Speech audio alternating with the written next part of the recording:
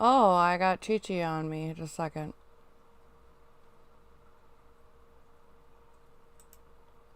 Sorry about that. I had a little Chi Chi on me. A little Chi Chi on me. Anyways, how is everyone doing today?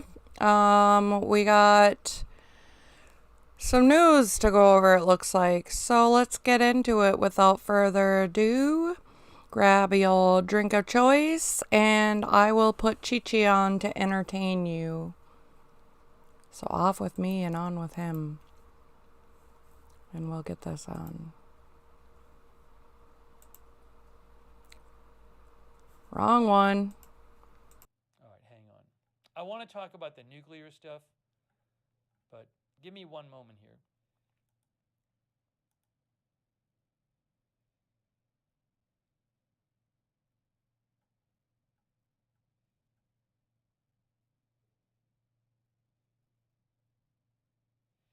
By the way, this story is a very interesting story which came out. I've seen this reported a couple different ways. AFP says EU countries will provide fighter jets to Ukraine under Brussels funding, Borrell. Now, I did see another version of this that he said EU countries may provide fighter jets to Ukraine. So I'm going to try to get, I didn't see the exact, I didn't see myself the speech in which he said this. But we may have EU countries providing fighter jets to Ukraine. I'll see if I can find you any more information about that. Here, Wall Street Journal. EU member countries in talks to supply Ukraine with jet fighters. The Ukrainian foreign minister has asked the European Union for jet fighter jets. Some EU countries plan to supply them. EU Foreign Policy Chief Josep Borrell said Sunday. A person familiar with the talks said discussions are ongoing. The person said any planes would be supplied directly by EU member states and not funded through an arrangement announced earlier for the EU to finance weapons deliveries to Ukraine. Mr. Borrell said that the foreign minister of Ukraine had requested planes that Ukrainian Air Force pilots can fly. Ukraine's jet fighters are Soviet-built MiG and Sukhoi models. Some current EU members that were once part of the USSR-led Warsaw Pact still fly such planes or have old ones parked.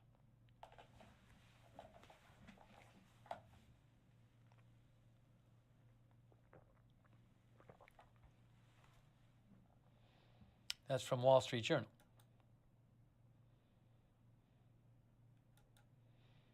One of our viewers said Putin won't like that. I wonder if that happened, would Putin, take action against the countries that sent them? Well, look, countries are sending stuff to Ukraine anyway. A lot of countries sending like anti-tank weapons and stuff like that. I don't know if the fighter jet thing would cross some line for Putin. One of the viewers said some other country was already sending them, so I'm not sure about that. I haven't heard of it, but maybe somebody else. I've not heard of another country sending them planes. But anyways, we'll see if that happens.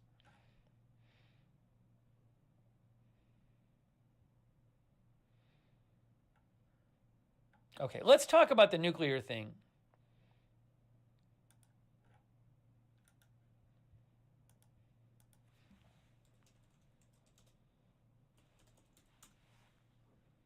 Oh, by the way, I'm seeing people talk about DEFCON level.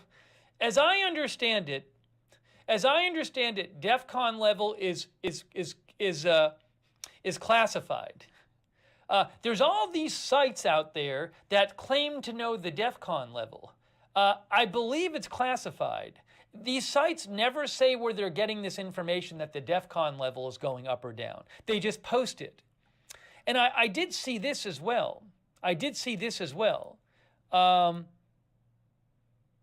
at this.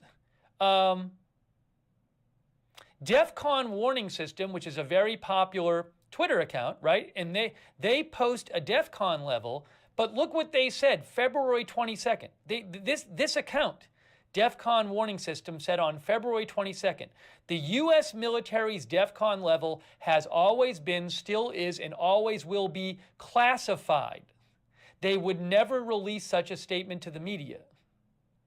Then they say, we do not predict the military's DEFCON level. Our alerts are for the general public so they can stay informed and take whatever steps they feel are appropriate at the time.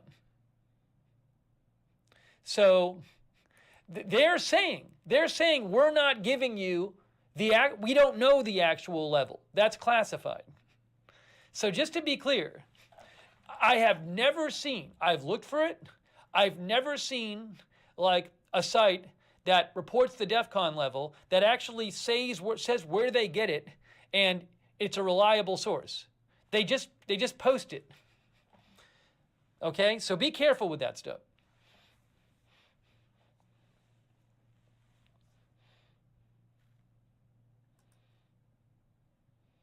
Okay.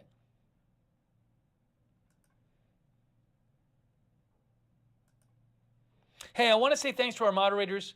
Then we're going to talk about the nuclear alert thing. A lot of stuff to get to. We have, hang on a second. I want to say a quick thanks to our mods. They are awesome. They are awesome. We've had Linda Belk moderating over there on Twitter. Cynthia Moon and Danny James are moderating over on YouTube. Thank you very much to our moderators. AJ is there. Thank you, AJ. I said Cynthia. Okay, Cynthia Moon. I think I said Cynthia. Well, I'll say it again. Also, our Twitch and Facebook moderators.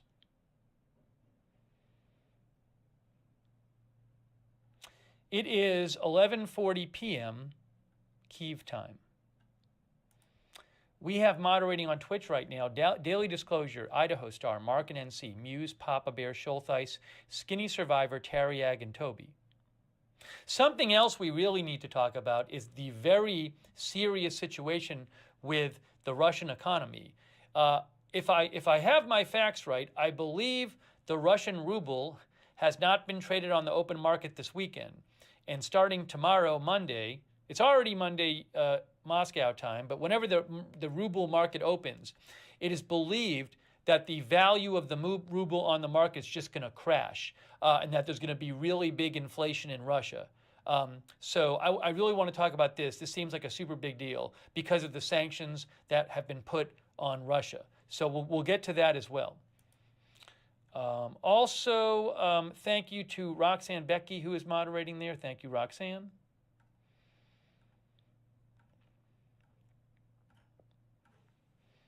Really appreciate it. Curtis Cardwell is moderating. Thank you, Curtis.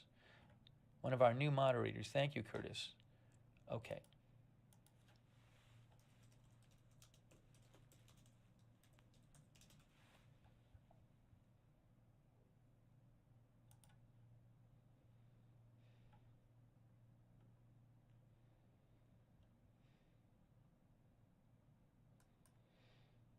So Vladimir Putin said today he was putting his forces on alert, his nuclear forces on alert. So let me show you this update about it. New York Times, U.S. deflects Putin's nuclear alert as another effort as escalation. The White House avoided a heated response to President Putin's, is this the article about the alert? Hold on. No, we'll leave it there. The White House avoided a heated response to President Putin's announcement that he was putting Russia's nuclear forces on alert today, casting it as another example of Mr. Putin's moves to imagine a threat and escalate the confrontation with the West. Officials were still debating whether to alter the status of American nuclear forces, but for now, according to two government officials, they were trying to avoid being lured into a spiral of escalation, taking the position that American nuclear forces are on a constant low level of alert that is sufficient to deter Russian use of nuclear weapons. At no point has Russia ever been under threat from NATO, said the White House Press Secretary Jen Psaki today, after Putin ordered the alert. We have the ability to defend ourselves. But the longer term U.S. response will almost certainly depend on what the Russian nuclear forces do in the next several days, as the commanders of Russian strategic forces try to demonstrate that they are responding to Mr. Putin's vaguely worded order, delivered for the cameras, to move, quote, Russia's deterrence forces to a level of special combat readiness. Both countries have various levels of alert, and it was unclear how Mr. Putin's wording would be translated by the forces. A vast nuclear detection apparatus run by the U.S. and its allies monitors Russia's nuclear forces at all times, and experts said they would not be surprised to see Russian bombers taken out of their hangars and loaded with nuclear weapons, or nuclear-equipped submarines to leave port and head out to sea.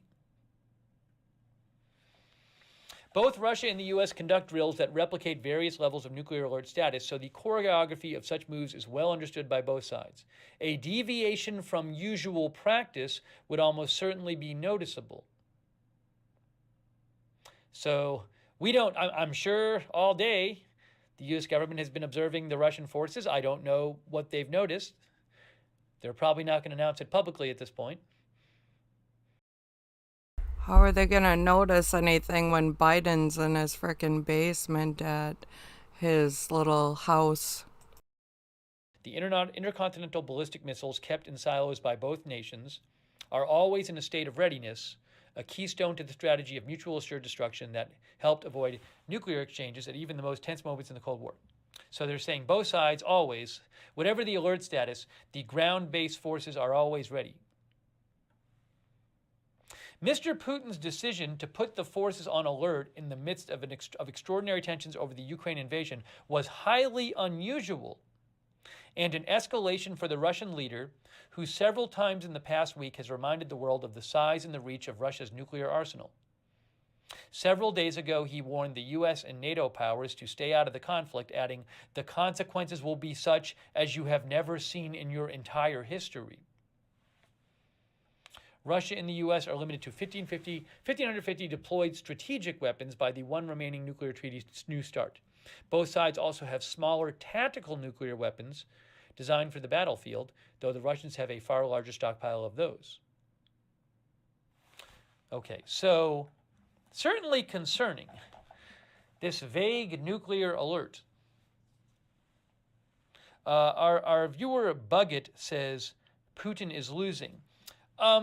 I've seen some analysis that suggests that this is Putin feeling cornered or trapped, or that he has no options left.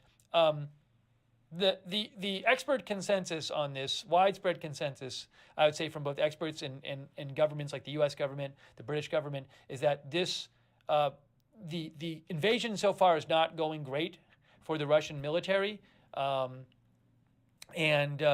so also you have very strong economic sanctions now in place from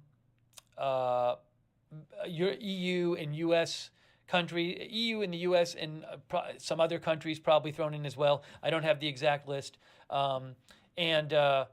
So a very strong world reaction by many countries against this. So, and you know, there's been this, we've talked about this, but I've seen a lot of concern expressed, and I certainly understand it, that if Putin feels like he's losing this, and it's going very badly, what would he do? How might he try and change things? How might he react? I've shown you a number of experts who think that he's lost his mind. I've told you many times that I think he's crazy, because this invasion is just crazy. Without getting all to it again, I don't understand the long-term plan here. First, I mean, obviously, aside from the fact that it's just morally abhorrent and evil and terrible, put that aside, just from a self-interested perspective, what's the plan here? Is the plan to try to take over a country of 44 million people where the people are going to hate your guts? The people, if you take that country over by invading their country, they're going to forever hate your guts and want to kill all the Russians who you stick in that country, and any Ukrainian who might side with you. So the plan is to take over this country and then permanently occupy it with what? Hundreds of thousands of Russians are gonna, if even that would be enough, hundreds of thousands are supposed to like be the new Ukraine police force to beat down all the Ukrainian people who you've now like put under your boot. And so day after day, there's probably going to be attacks on these Russian police force, and the deaths will pile up over time, and it costs a ton of money to do this. Is that what the plan is? It doesn't make any sense. It makes no sense. It's ridiculous. I personally think this is just a little deploy. So all our eyes are on this, all the convoys, this, and China's gonna swoop in, and I think they're gonna try to take Taiwan. I think this is all kind of just, I think Putin and, what's China's guy's name? I think they're all, what are you guys' thoughts? I believe he's gone crazy. I've shown you other experts.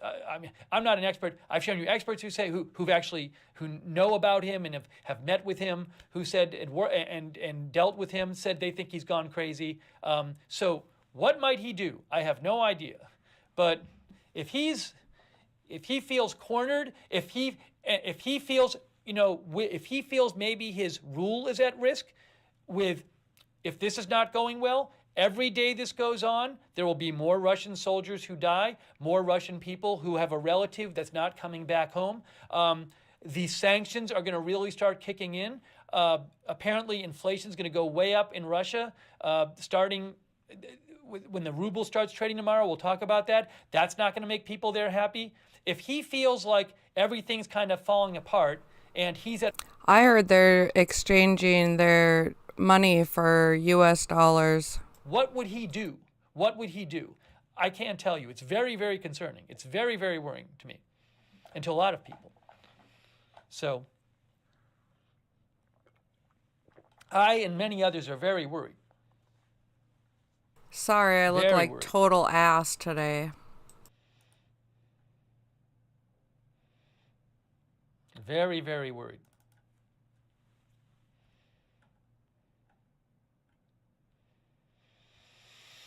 Okay, so let's bring you up to date.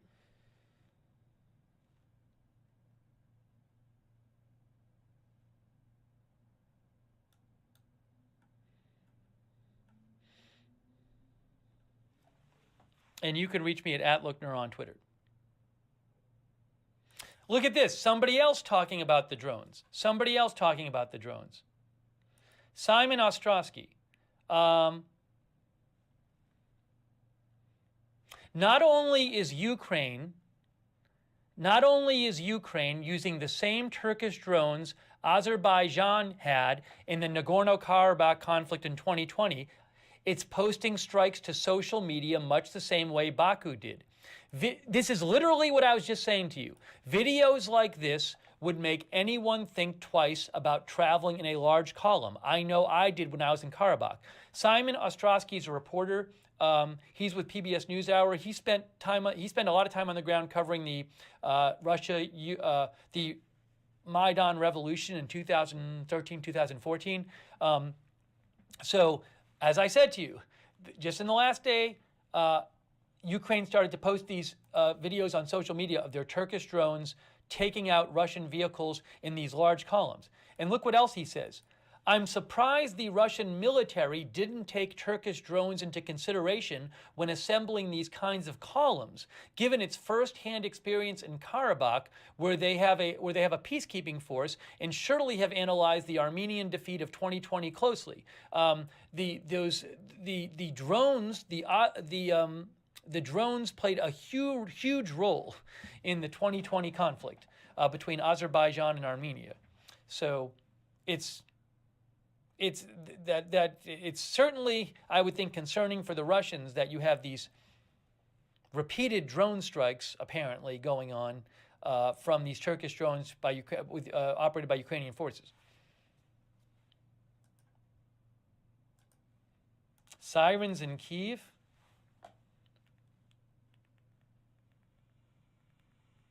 I'm gonna turn on the Where are other you guys seeing speakers. sirens in Kyiv? Oh, yes, I am hearing sirens. I am hearing sirens. I am watching a stream called Live Moments. Live Moments says they're showing a live shot from Kyiv and they're playing the audio. And so there seems to be sirens. I just turned on that screen and there is almost midnight in sirens. Kyiv. There is sirens. Somebody said foreign exchange markets open in 7 minutes. I'll have to check on that. I'll have to check on that.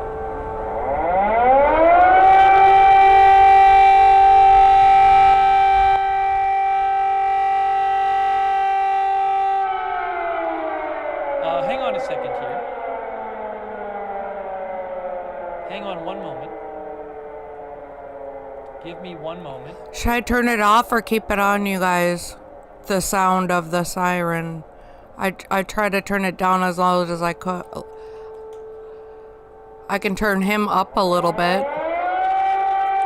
Oh, that's loud.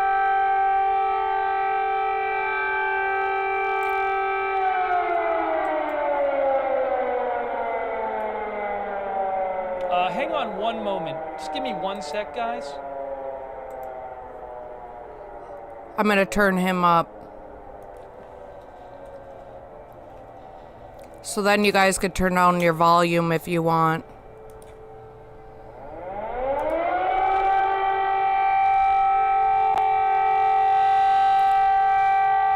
One moment, please.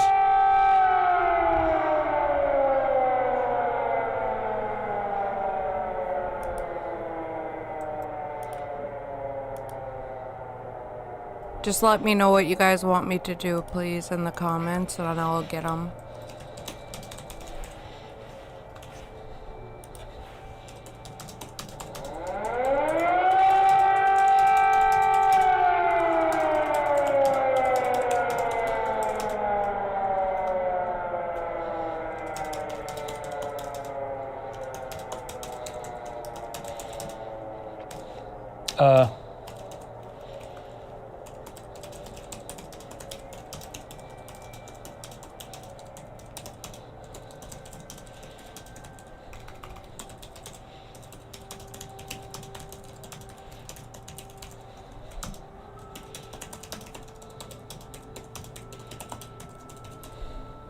I think they stopped.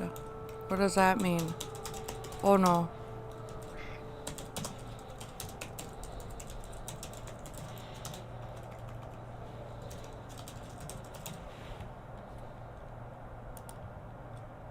Oh my gosh.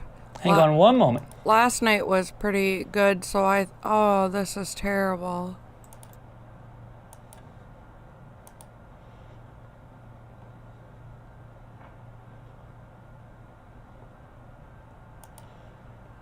You guys get this video shared out, or any video to let people know, you know, this is scarier than most people think it is.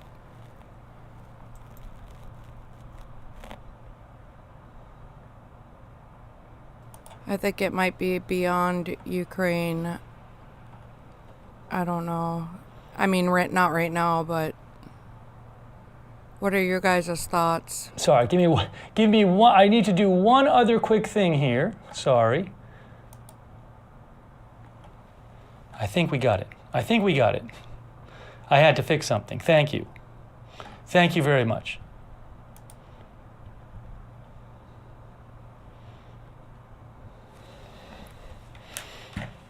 Siren stopped. The siren stopped. Sorry, I just had to fix something.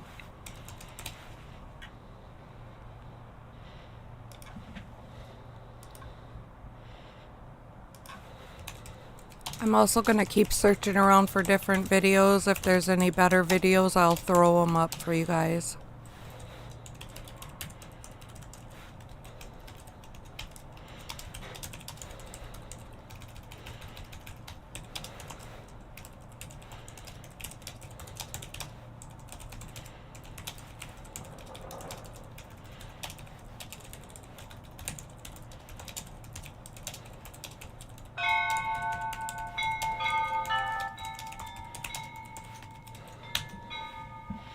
Okay.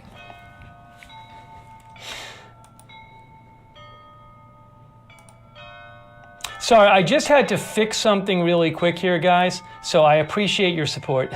Thank you for bearing with me. We are all good now. We are back. So the sirens have stopped in Kyiv.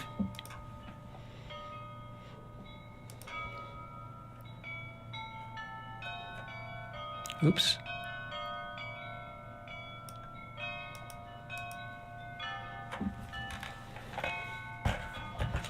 All right, the sirens have stopped in Kyiv.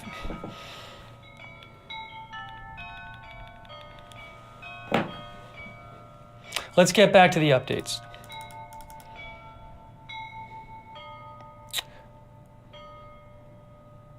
Oh, what's this? Hey guys, I have an update from Institute of Study of War I want to show you. Oh, I want to talk about the let's talk about the economic stuff. Let's talk about the economic stuff. That's really important.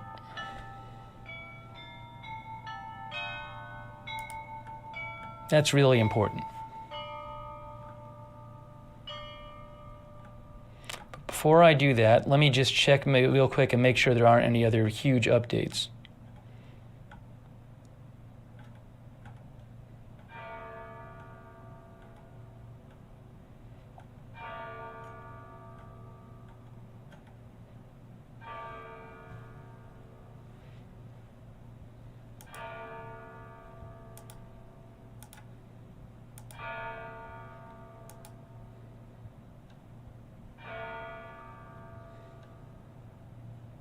Weird. I wonder why there's church bells right now. Do you guys know?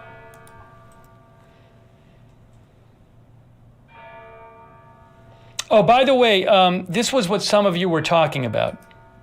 So some of you about 5 minutes ago heard an explosion in Kyiv. See, Trey Yingst, who's there, said, heard an explosion. Heard an explosion, now sirens sounding.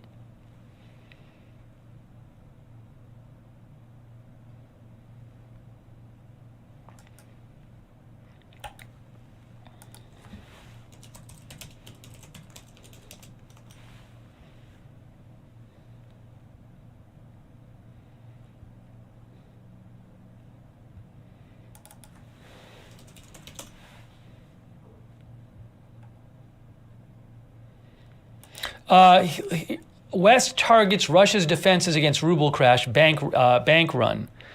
This is a kind of financial nuclear bomb that is falling on Russia, says former central banker. So I don't know that the ruble has started trading yet.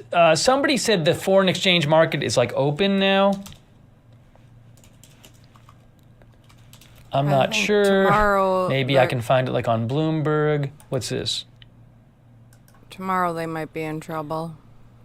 We need it to $1. I heard they're trading for US money. Is it trading now? I don't know if it's trading now or not. I don't know if the market's open or not. This is from xe.com. It's right now it is 1 a.m. in Moscow. It is 1 a.m. in Moscow. It just are some people are saying it's open and some people in the chat are saying it's not open. We have a disagreement in our chat. So that's all I can tell you. He's talking about 1 hour, people are saying. Some people are saying it's open in 1 hour. The Rubio. Opens. So we have a big disagreement in our chat. Anyways, let me just go over this.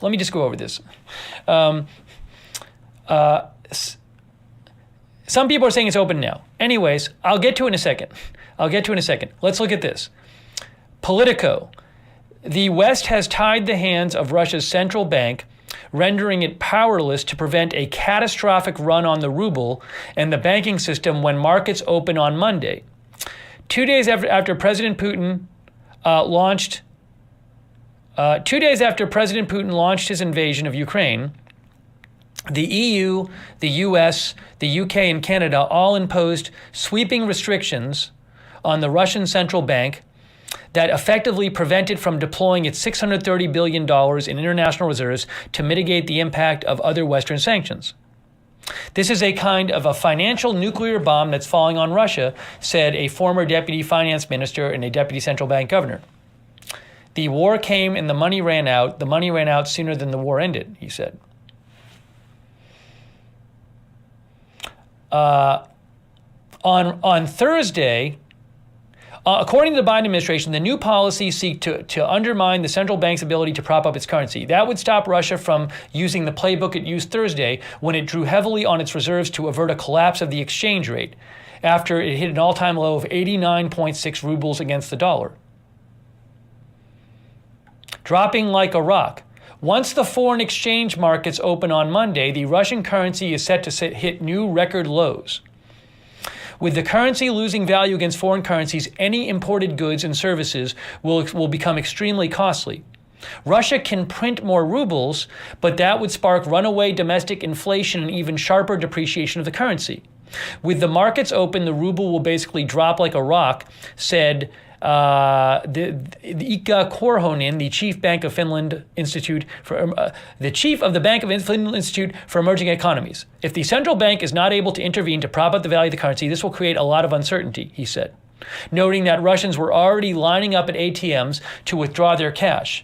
I had read Russians they've been trying to withdraw their cash because then if they get their cash out of the ATM, then they can go exchange their cash for other currency, I believe, or even buy stuff with it. But there's been pictures of very long lines at ATMs in Russia today. Oh, look, commercial bank Tinkoff was quoting an exchange rate Sunday night of 164 to the dollar for ruble sellers and 92 for buyers, a massive spread that implies people's savings in the Russian currency will effectively halve in value. So, whereas before, if you wanted to trade rubles for dollars, like a couple days ago, you'd need like 80 rubles for a dollar. Now you need to have 160 rubles to get a dollar. That's the basic idea. There are also warnings by Russian private banks that the digital payment apps Apple Pay and Google Pay no longer work, which means people will be forced to rely on their local cards and increasingly on cash to meet their daily needs. Look at this. Meanwhile, retailers have reported a surge in sales of consumer electronics and durable goods as people rush to spend their savings before the money is rendered worthless by inflation. Unbelievable. The shock on Monday morning will be so large that some sort of closing of banks is likely, said this expert, adding that restrictions on withdrawals to protect the banking sector's stability will follow. The catch for Russia is that the foreign currencies it ordinarily could use to prop up the ruble, which would make up a sizable share of the overall reserves, can no longer be tapped. About 60% of Russia's foreign currency reserves are euro-dominated US and Canadian and UK. All of that is now out of reach of the central bank. Okay. The days of toothless sanctions certainly seem to be over, says Politico, and the massive financial cost of Putin's gamble is coming into focus. All right, so that is something to keep an eye out for. Now, some people said,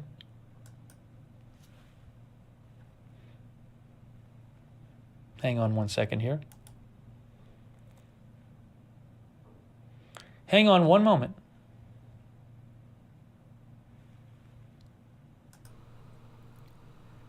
This is crazy. I wonder why the sirens were going also. Like, it's kind of eerie. It's so silent right now. Some people are saying some people are saying that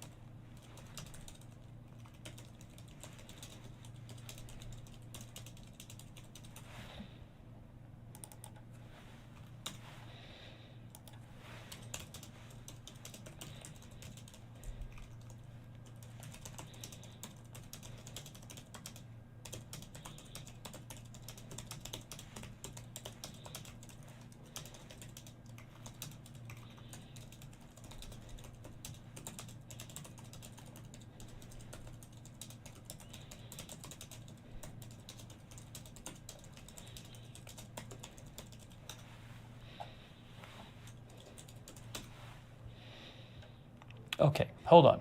Now,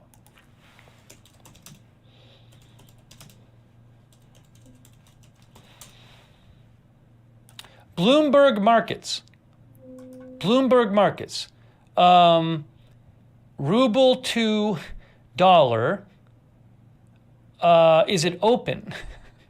What does it say? Oh, when do foreign exchange markets open? Is that going to work? 5 p.m. Eastern Time. 5 p.m. on Sunday. The foreign exchange market is open 24 hours a day in different parts of the world from 5 p.m. Eastern Time on Sunday until 4 p.m. Eastern Time on Friday. Okay, there you go. So it is now 5:09 p.m. Eastern Time. So at some point, we should get, I'm not seeing it, one day, view full chart. No, it's not. I don't believe it's open yet. It's again. We have a split in the chat. The chat does not agree on this. I will keep an eye out. I will keep an eye out. Sorry.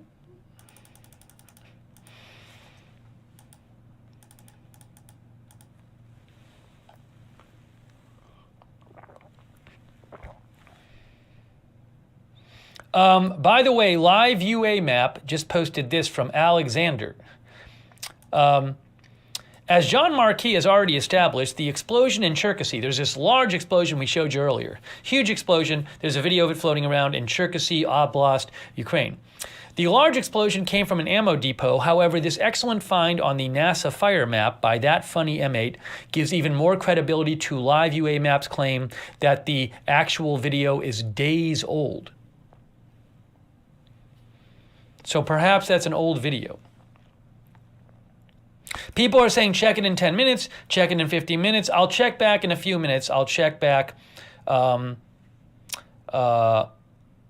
check back on what's going on there in a few minutes.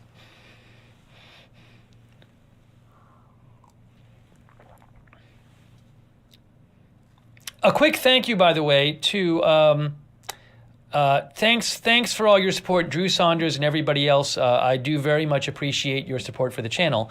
That's how I can do the channel. So thank you so much, and thanks for the Facebook stars as well. I very much appreciate it.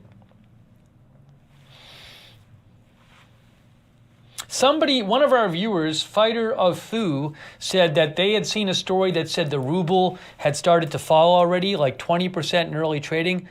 Oh, so, but it wasn't open yet. Oh, early trading.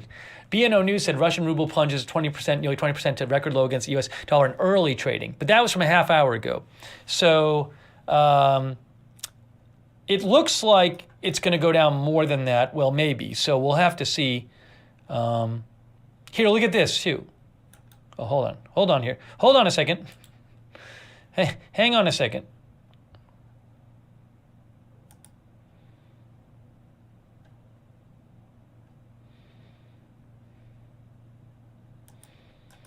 Sorry, I want to show you this. Moscow braces for market meltdown Monday as new sanctions hit, The Guardian. Ruble expected to plunge in first day's trading since SWIFT ban and other unprecedented measures in force. And again, lots of people drawing money in Russia today, withdrawing money in long lines at ATMs. Moscow is breaking for economic panic when markets open on Monday morning, with the value of the ruble expected to plummet after the U.S. and European Union announced unprecedented sanctions over the weekend. Okay. The economic turbulence will mark a key moment when the gravity of the crisis in Ukraine hits home for many ordinary Russians. It will be something we have not seen before, said an economics professor here. Videos circulated on social media of long lines at some Russian ATMs on Sunday morning, although the rush for currency is expected to begin in earnest on Monday as markets open. Now remember, the people, I mean, it's still the middle of the night there. It's 1:13 a.m. Russia time, Moscow time. Okay. There are already signs that the value of the ruble has tumbled. By Sunday night, Russia's Tinkoff Bank was selling rubles for 154, selling for 154 rubles, nearly double the price just 3 weeks ago.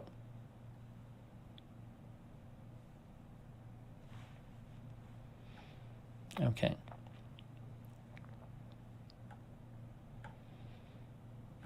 All right, we'll see what happens. I'm just searching around for other videos in case there's something better to put in one of the screens. This ends soon. I hope this thing ends soon too. Whole thing is it's really scary.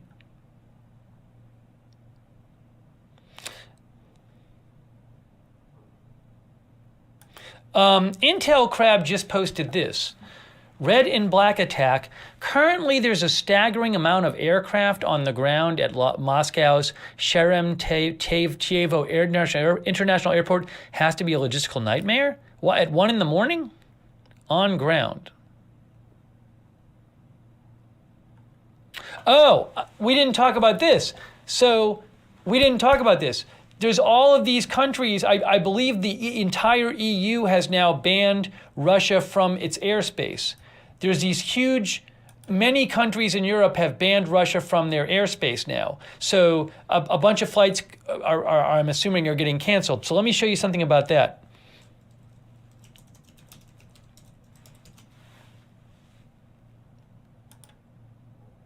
More European nations ban Russian flights from their airspace, including the entire EU. Countries with plans to ban Russian flights from their airspace. So, everything in red.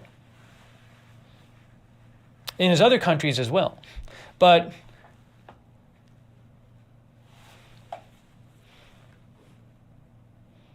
so I've heard that's affecting flights. I'll see if I can get something more about that. Somebody said flight in Canada. The article said Canada as well. I wonder if Flight Radar is posting about that.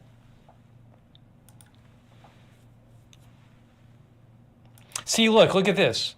Aeroflot, Russian airliner Aeroflot, returned from Belgrade to Moscow via Kazakhstan. Flight time 5 hours 45 minutes instead of previous 2 hours 35 minutes. So you can see they posted this. The flight had to go all the way around Europe. See, it took off from there, but it had to go all the way around here. So it took, well over twice the normal amount of time to get there.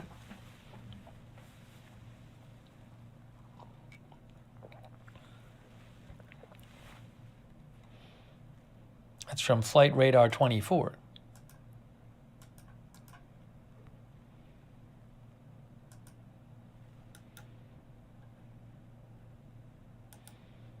All right, hang on one moment.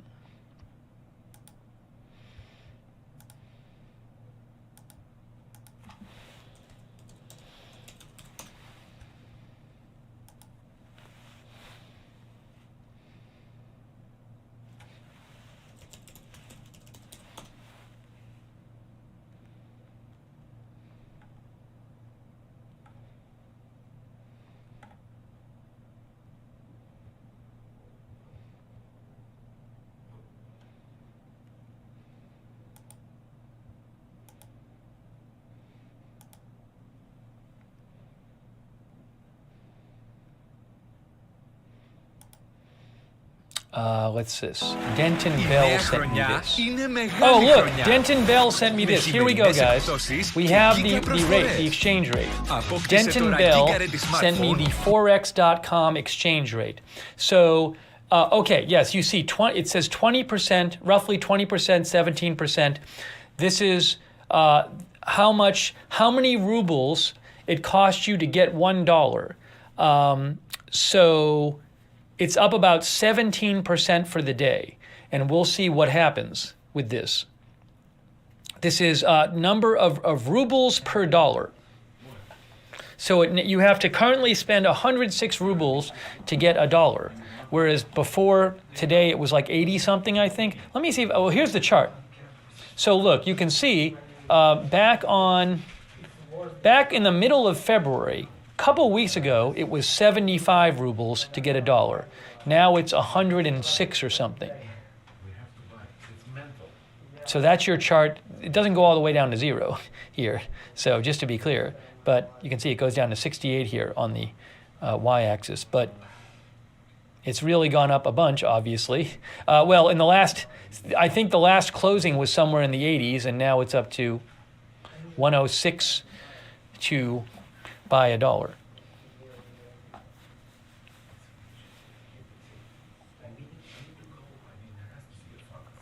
So we will keep an eye on that. Thanks for sending that in.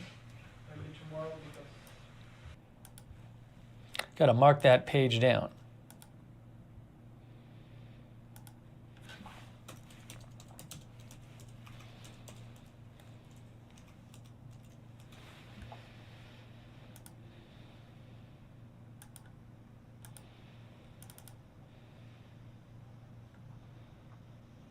Okay.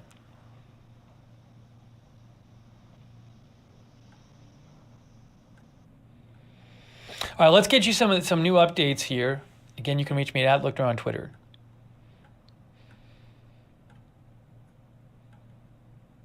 I'm just gonna take a little break. I'm still here.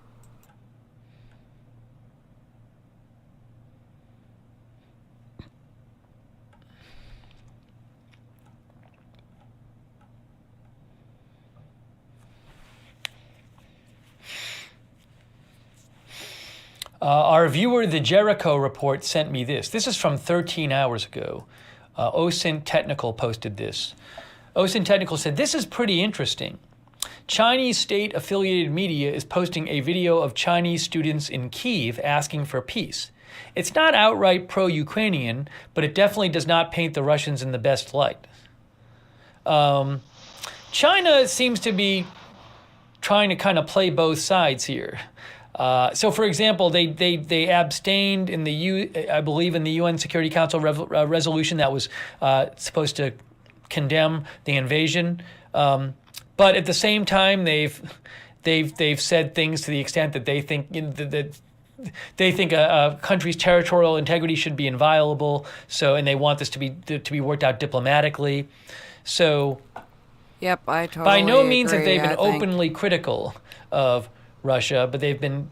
The analysis I've heard says that they're worried about messing up with their business connections with various countries like in the U.S. and Europe. So I think China's playing it, and then I think they're gonna swoop in and try to do Taiwan. What are your guys' thoughts?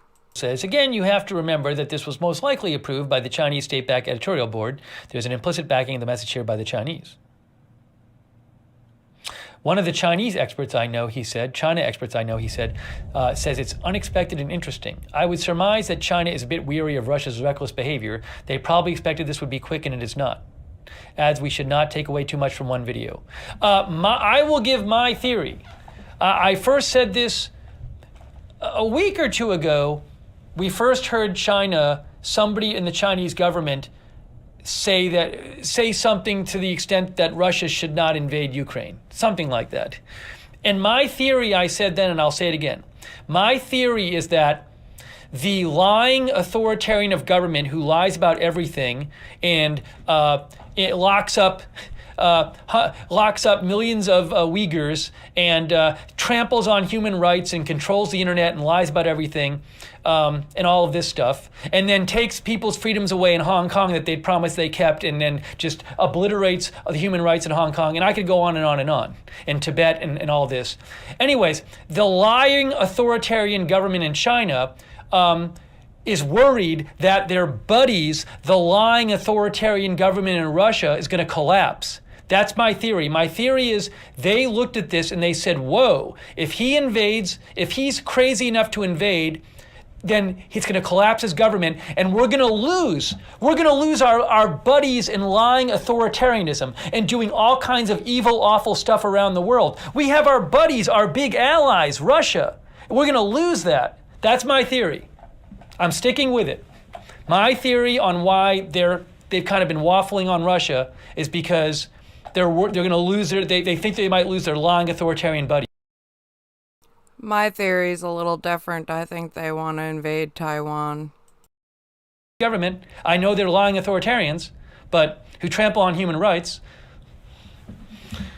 But anyways, it's just my theory.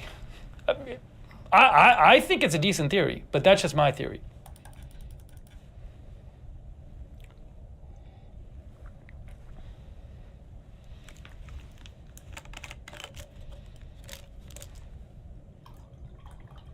Okay, anyways.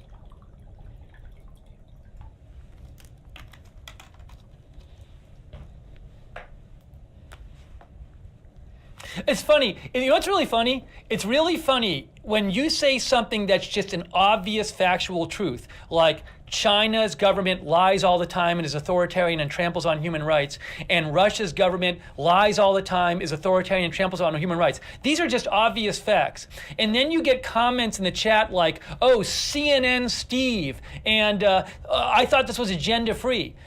It's like the most obvious facts in the world. The most obvious facts in the world. Those are not controversial things to say. But it's like, oh, you have such an agenda. Oh, you're CNN Steve. Because you observe that China and Russia's governments lie all the time and are authoritarians and stomp on human rights, which is just the most obvious truth in the world. Oh, you have such an agenda. Oh, you libtard. Is that even liberal? What? It's the most ridiculous thing. But there you go. There you go. Agenda. Oh, yeah, somebody said, you've been reading Vice too much. You've been reading Vice too much. Right. So the only reason somebody would believe the totally obvious fact that Russia and China's governments lie all the time and are authoritarians and stomp on human rights, the only reason somebody believes that is because they listen to Vice. You read Vice too much. Welcome to the internet, folks. Welcome to the world. Welcome to the world. Welcome to our wonderful world today, where people use proper and good belief-forming practices, and they form their beliefs based on the evidence and rational thinking, not on having pre-existing agendas.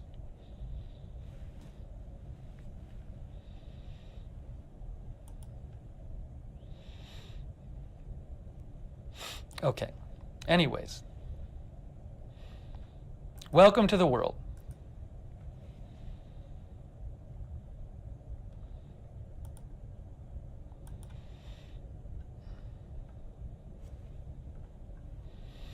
All right. Give me one moment here.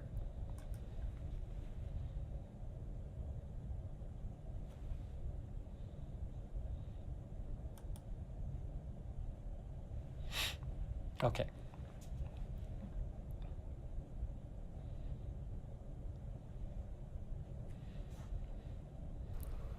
Did you guys see the police in the top right screen go by? I wonder what the heck that's about. Guys, it's time for a viewer comment. It's time for a viewer comment. A donor comment. I'm going to read a comment from a donor. A donor actually made a donation to highlight their comment just so they could say this. It's time. I love giving you the news, but we're just going to stop a second for a viewer comment. It's from Patty Mayo, our wonderful viewer Patty Mayo, who made a donation just to highlight this comment. Patty Mayo's comment on YouTube is, Steve, stop crying about the chat. Too many chat tirades. Just give us the effing news. Oh! This streamer, I watch him for my news coverage. Holy crap, this guy, I think he's been up for too many days. Look at him. He's just freaking out. What in the heck is wrong with him? You guys watch now, the left bottom screen, it's flashing over there. Oh no, it stopped, of course. Alright, I think he finally stopped. Holy buckets. Jeepers, criminy. You are our viewer of the day. Congratulations, Patty Mayo is our viewer of the day. The viewer of the day. Congratulations.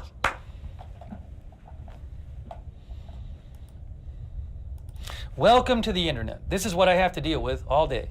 All day and all night. This is what I deal with. It's people like that. It's amazing. It's amazing someone would be like that.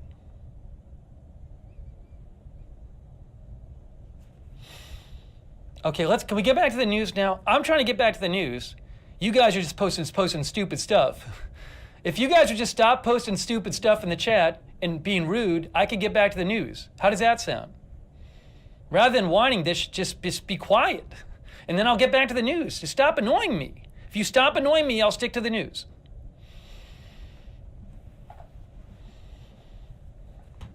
Okay, anyways.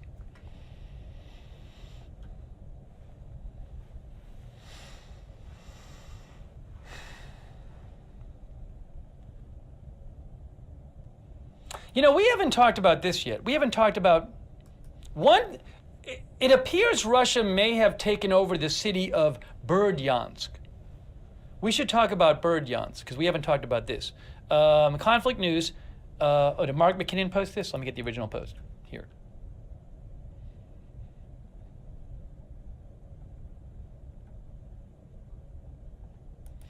The deputy. Okay. Oleksiy Arestovich, deputy head of President Zelensky's office, says Russian forces have captured the Azov seaport of Berdyansk. I think he means the city. So we've been hearing reports about this, that Russia may have captured Berdyansk. There's been videos of Russian troops going through Berdyansk. So let's talk about this. Let's talk about this.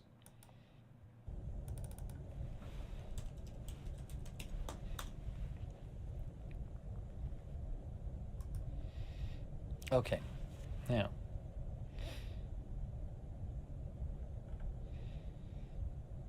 Berdyansk has, I think it's on the Sea of Azov.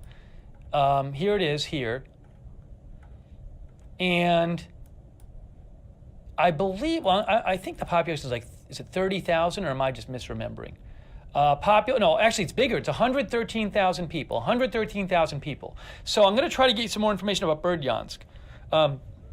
It may have been the first city that Russia has captured, if they really have captured it in a robust sense. Are there troops everywhere in the city? That I don't know. So let me try to get some more information about this.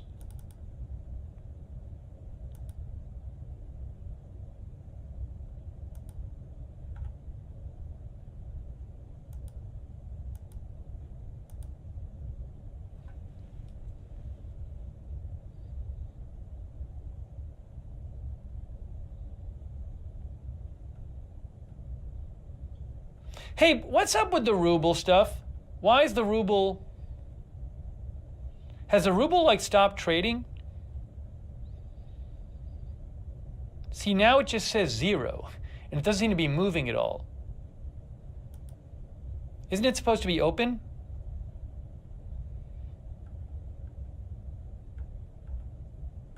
It doesn't seem to be doing anything. I checked this 15 minutes ago and it was up to 106, but it's not even moving now. Everything's at 0 and it's not moving. See, it just says 0 and it's not moving. Unless it's gone back down, but it doesn't seem to be moving.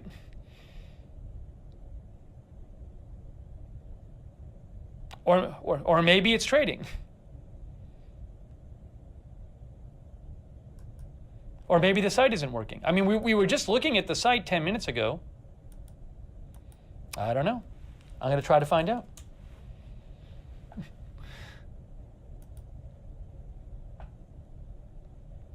I refreshed it.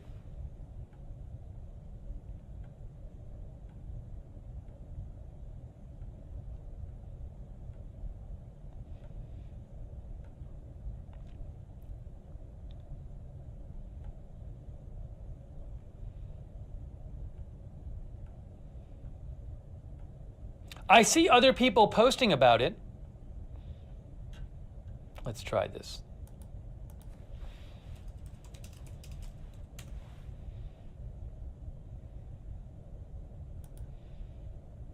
How about Z? What does Z say? Z. This says this. I don't know if it's trading, though. Some people are saying trading is frozen. Some people are saying trading is frozen. Let me try to get some information here. I'll check. Yeah, I'm going to check my comments too and everything. Sorry, I just noticed this.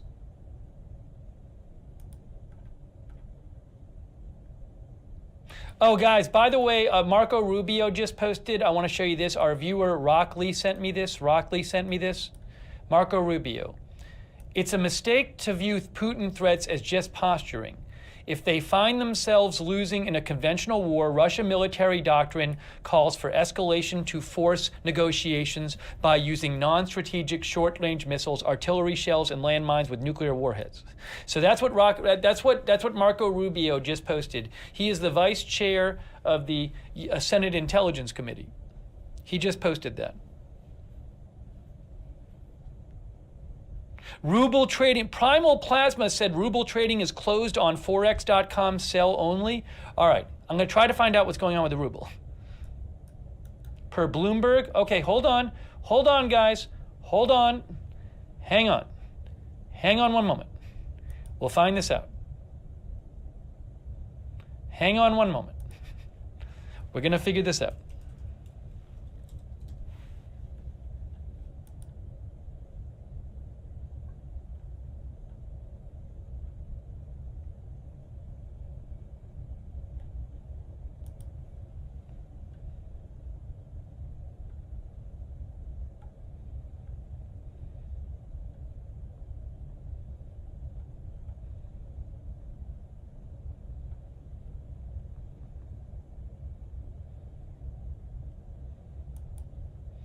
I was just sent this, by the way, by the Cheatham Compound sent me this.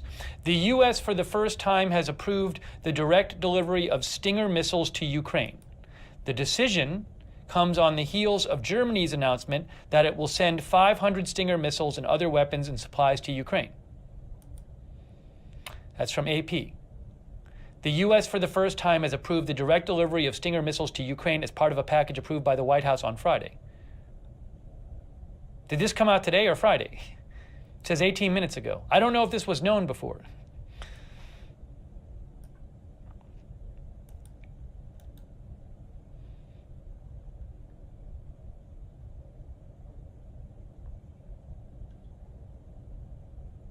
Oh, thank you. RLFC Captures sent me this. Look. The Russian central bank has ordered market players to reject foreign clients' bids to sell Russian securities from 0400 GMT on Monday, according to a central bank document seen by Reuters. The bank did not reply to a Reuters request for comment. So GMT now is, all right, that would mean in like, it's currently Sunday at 10:37 p.m. So basically, it's telling market players to not sell Russian securities like stocks. Not sell stocks. So I guess the idea is they're worried about the stock market going way down, and they're preventing market players to not sell the stocks. The Russian central bank has ordered market players to reject foreign clients' bids to sell the Russian securities. Oh, no. They're not letting people sell stocks. That's what it is. The Russian central bank is telling people who, I guess, make the markets in Russia, if foreign clients want to sell their Russian security stock, you can't let them. So if I own, I guess the idea is if I'm an American and I have stuff on the Russian stock market, and I call my Russian broker or the Russian exchange or whoever I use to trade, and I say, hey, sell my Russian stock today, they're going to say, no, we're not allowed to. We can't sell your stock. That's what it sounds like.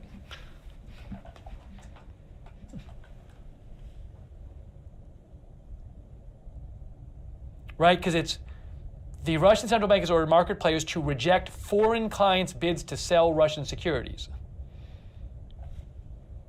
Hold on a second.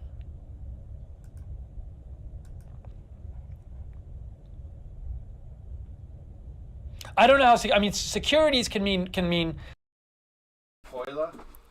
Thank you so much for following me. I really appreciate it. And yes, Americans show their sensitivity.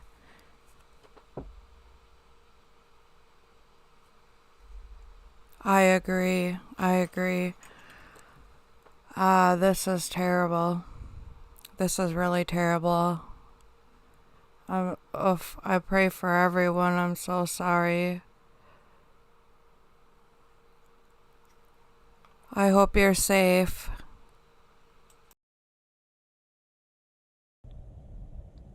Are there sirens in Kyiv again? Somebody said there were sirens in Kyiv again. I'm listening onto my stream on Live Moments, is it? And there's no sirens in Kyiv on that stream.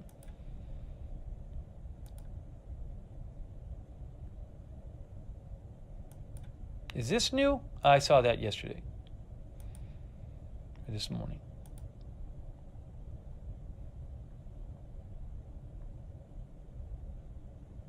Oh.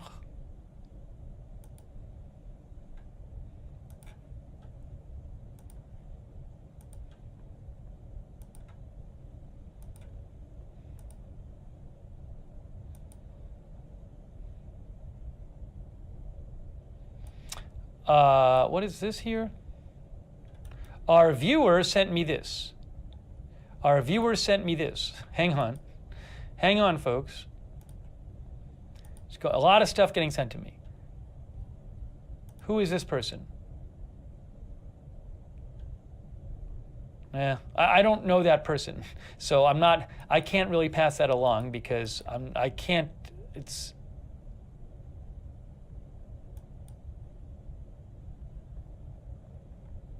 All right, hang on a second here. I don't know the person. All right, let me get caught up and give you some updates here. You can see here also Fabrizio Gora is reporting. Financial reporter La Stampa. Russian central bank orders market players to reject foreign clients' bids to sell Russian securities starting at 4 GMT on February 28th. Central bank document seen by Reuters. It's the same report that it's the same report we saw before. It's also a Reuters report.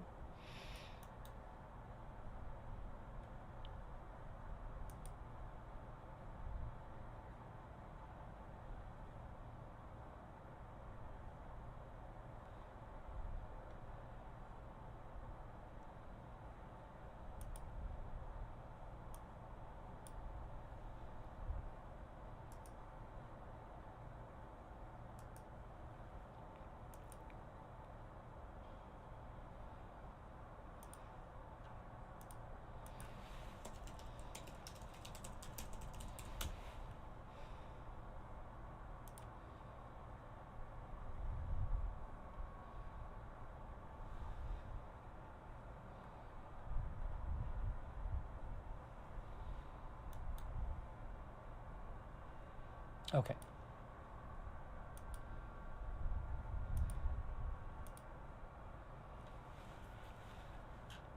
Sorry, I got to check some things here. I don't know what's going on with the ruble stuff. Oh, hold on. No. What does this say?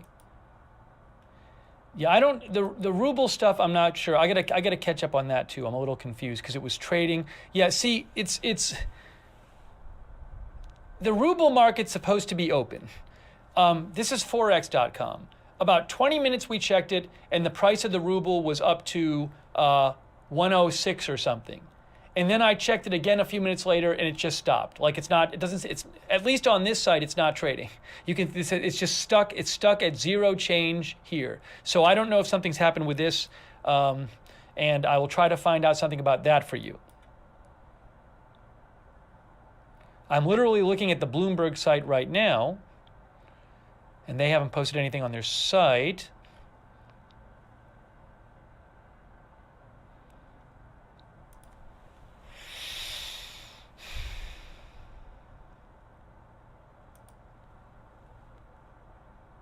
Oh, I wanted to check on that city. I want to show you something about that city.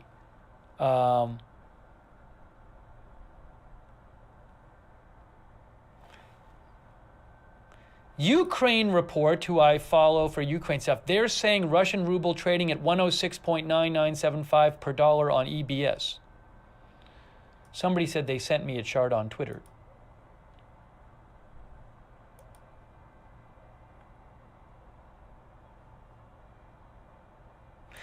Flight Risk sent me this. Michael McFaul, former ambassador to Russia, just said 2 minutes ago, the people who know Putin the best, people I know in Russia, are worried about his recent nuclear statement. The people who know him the least are saying it's cheap talk.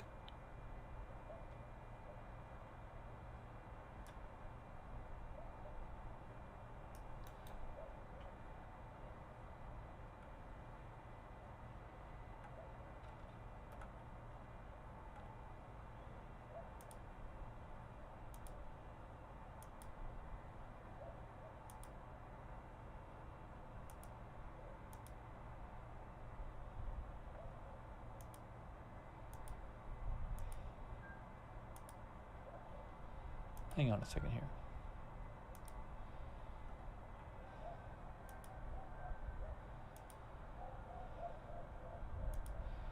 I'm getting a ton of messages. I haven't found the, somebody said they sent me a working ruble chart, which I haven't found yet, so.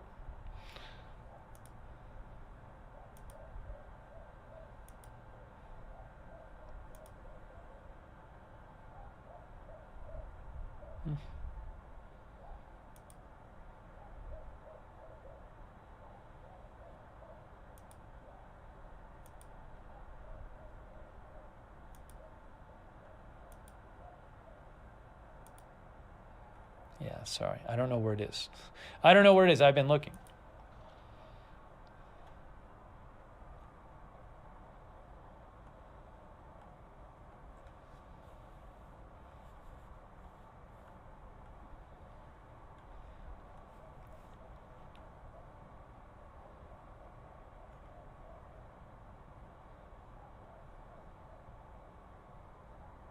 April Renee Symes sent me this. The Russian ruble had yet to trade officially in Asia on Monday, but was quoted on dealing sites at between 98 to 100 per dollar after Western states announced new sanctions against Moscow for its invasion of Ukraine. That's from 6 minutes ago. Thanks for all your support, by the way, Tyler Sleuth, Matt, and others. I really do appreciate it. Kristen McKnight and everybody else. Very much appreciate your support. Thank you. And thanks to our moderators. Thank you. Oh, hang on a second. I have to plug in my iPad. I'm plugging in my iPad.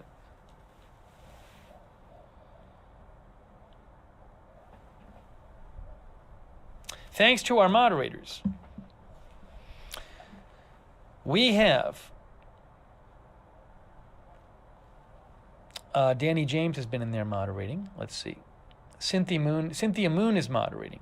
Thank you, Cynthia Moon. And Danny James. Much appreciated. AJ is there. Thank you, AJ. Roxanne Becky's been moderating. Kay Lowry Body in Facebook. Curtis Cardwell.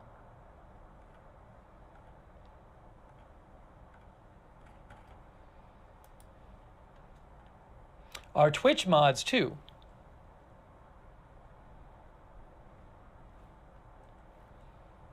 Ooh, what happened here?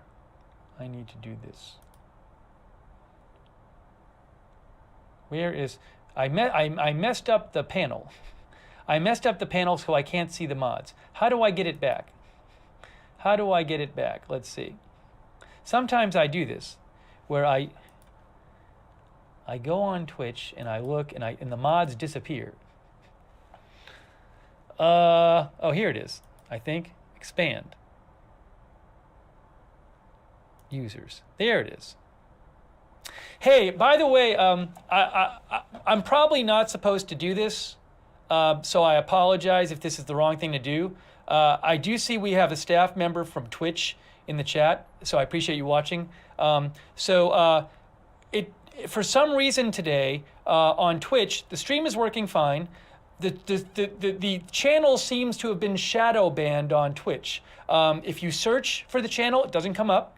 If you search for this broadcast, it doesn't come up. Broadcast is still working fine. About 2 years ago, we had this problem with Twitch for like a month, where the channel just didn't come up in search. And I went back and forth with customer service, and eventually they unbanned it. But a number of viewers have been writing to me saying the Twitch stream is down. It's not actually down. I can watch it, but.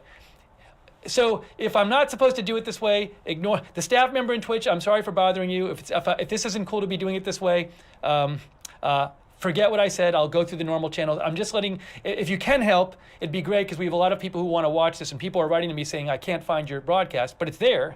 It's not coming up in search. So if you can help at all, I'd really appreciate it. But if you can't, totally get it. I figured I'd try. I wrote to the Twitch, the official support line as well. So if you can help, that'd be awesome. But yeah, it's just not coming up in search. So if you do normally watch this on Twitch, it's there. Just actually go to the channel page and you'll see it there. The stream is there. It's just some weird thing with the not coming up in search, either the stream or the channel. Don't ask me why. No, I never got a notification about anything. So anyways. Okay.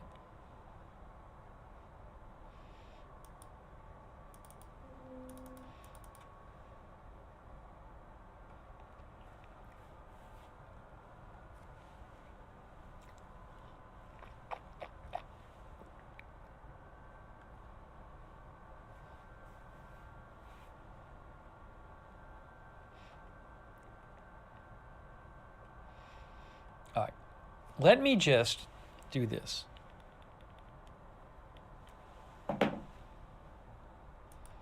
I still haven't figured out what's going on with the ruble yet. I don't have a clear answer for you. I still want to talk about Berdyansk. There's too many things going on. Hey, by the way, I want to show you this. Alexander Vindman, who used to be in the National Security Council, I believe, in the U.S., he is originally from Ukraine, I believe. He said, Thread comes from a very senior former Ministry of Defense official. Belarus will commit air and ground forces to Russia's war on Ukraine in the next 24 hours. The most pressing threat is a large military column headed towards Kyiv from the northwest. What you can see here is, if we go here, so remember, here's Russia. Russia has an ally, more like a subject country these days, Belarus, and Russia has put tens of thousands of troops in Belarus. Russia has been invading from Belarus, but I don't know that there's any evidence that Belarusian troops themselves have taken part yet. But this report says that we might start seeing Belarus troops take part. Now, I'm wondering if maybe that wasn't part of the plan, but things are going slowly, and Putin wants to maybe step things up. So maybe if maybe that's why this would change, if it indeed is going to change. I can't confirm this. But again, Alexander Vindman says, Thread info comes from a very senior former Ministry of Defense official. Belarus will commit air and ground forces to Russia's war on Ukraine in the next 24 hours. The most pressing threat is a large military column headed toward Kyiv from the northwest. The next biggest concern is the thrust from the south. The major port city of Odessa is attempting to repel amphibious assaults. Mariupol on the sea of Azov is being encircled. Russian forces control the following cities and towns. These are smaller cities, and he lists them. One of them is Berdyansk, where we've seen some videos of some soldiers in town. In spite of Ukraine's fierce resistance, the situation is very serious. The next several days remain critical. That's from Alexander Vindman.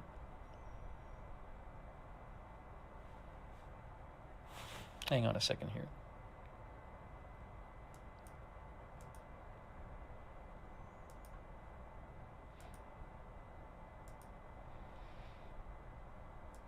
So passing that along.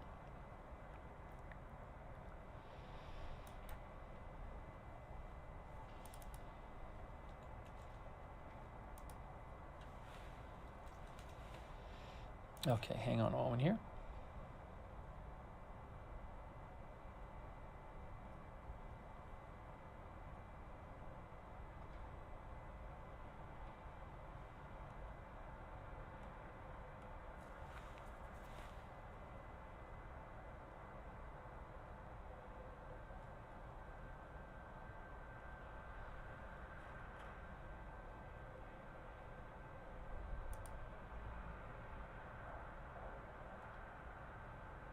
Look, this is from Alec Loon.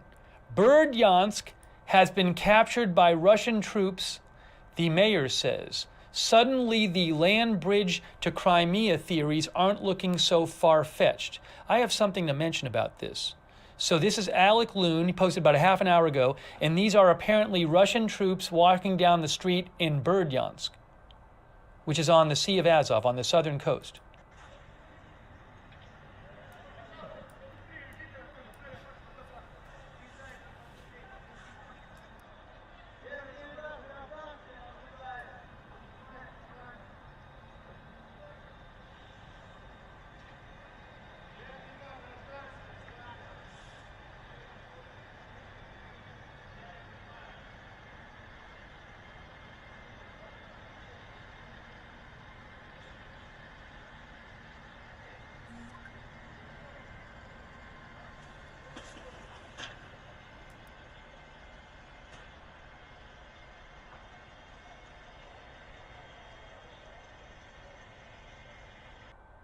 Now, Berdyansk has about 113,000 people living there. Now, I don't know. I'm going to try to get. I'd like to get some more information. What does it mean by they captured it? Are there troops on most streets? Is it affecting people's? Are people being told to do things by the troops? This is information I don't have. So that is apparently from Berdyansk. And I wanted to mention something else here. Based on what, give me 1 second here. Hang on. Let me fix one thing. Based on what Alec Loon says about the land bridge to Crimea thing, I have a thought. I have a thought to present to you. But first, let me just do something real quick.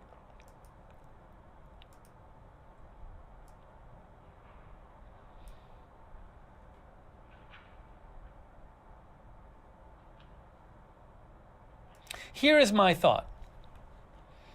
Here is my thought. So, here is Ukraine. Here, Russia took Crimea from Ukraine in 2014. Just took it from them. But my thought is this: before this invasion started, there were, and it looked like Russia was going to invade, but people didn't know what the extent of the invasion would be. There were different discussions. A bunch of different experts and analysts were trying to figure out, like, what might this invasion look like? What might the goal be?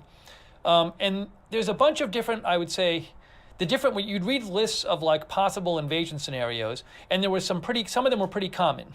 So one possibility that had been discussed is that Russia might try to cut off Ukraine from the sea by taking everything down here, basically the whole southern coast, and then so take the southern coast, and which would severely damage Ukraine's economic prospects. Now, there's difficulties to that. One big difficulty is that there's no natural, there's not like a mountain range that runs along the coast that would separate the coastal area from the rest of the country. There's no natural dividing geographic figure between like the coast itself and the rest of the country.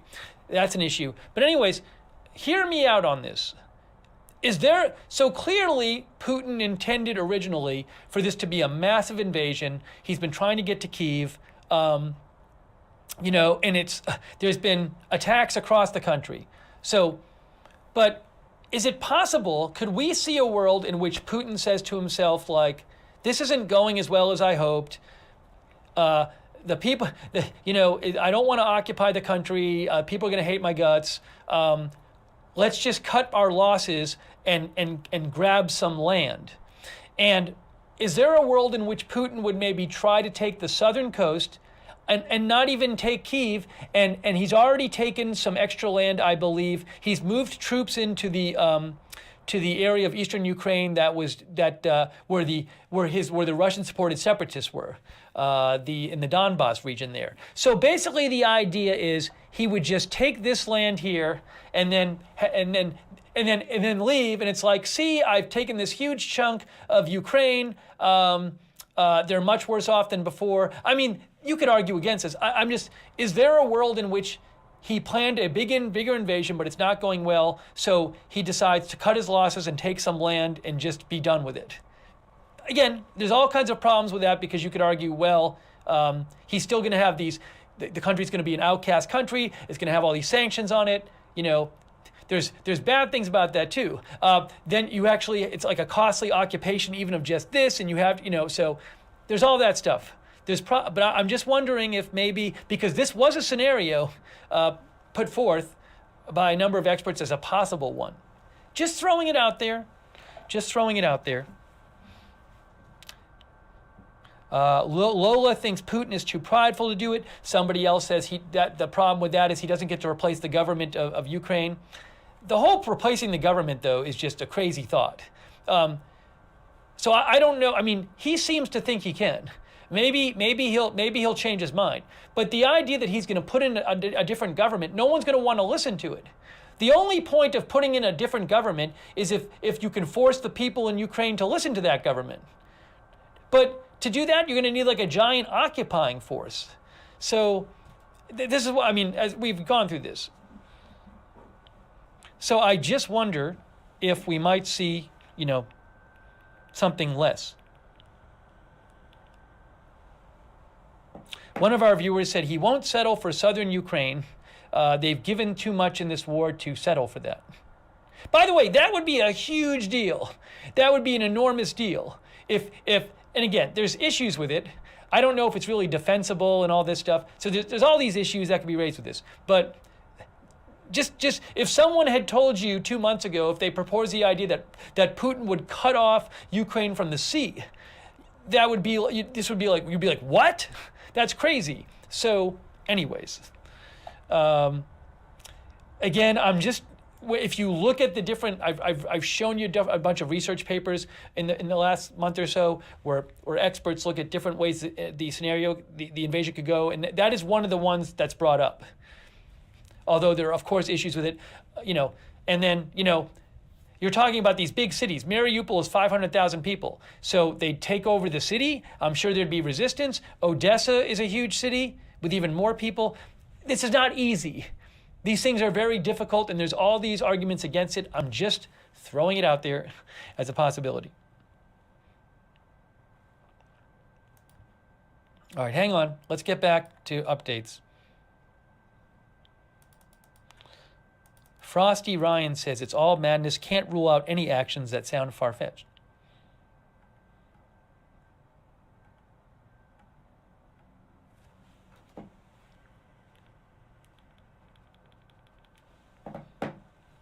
Hang on one moment.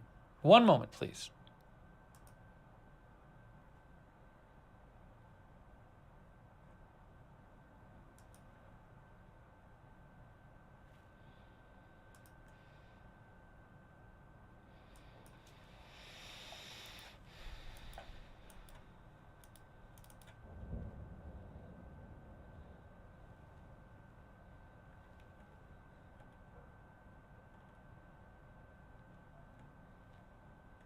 Let me just get caught up for a second here, myself a little bit. Let me get caught up for a second with updates myself.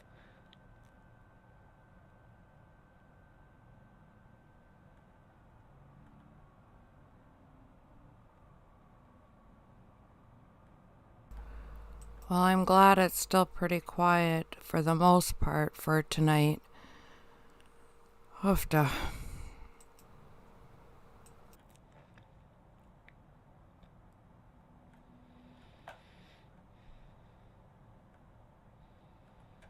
Okay, that's that. That's that.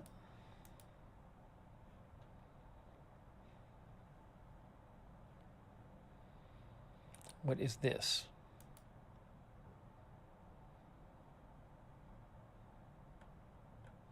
I gotta check. I haven't even checked the Telegram. I gotta check these Telegram channels I follow too, see what they're posting. Let me do that too. As usual, it's been very busy with updates.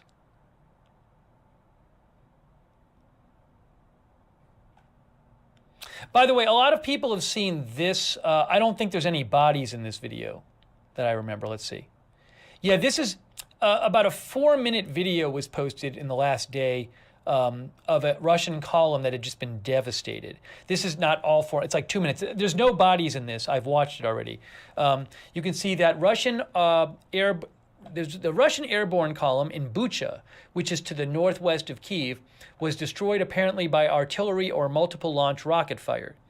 And so I'm not going to play the whole thing. Rob Lee posted this. It's posted elsewhere too. I posted the part 2 of this as well. But it's really crazy. I mean, it's like all these vehicles are just destroyed. It's a large convoy, and it's just taken out. Hold on a second here. Блядь, сука, до нас, пидоры ебаные, блядь. Чтоб вам, сука, всем в аду горить, блядь. Пидорасы ебаные, блядь. Сука, я своей жизни не пожалею, блядь, на этих пидоров, блядь. Сука, гандоны. Это все вот возле моего дома, блядь. Гандоны ебаные, блядь.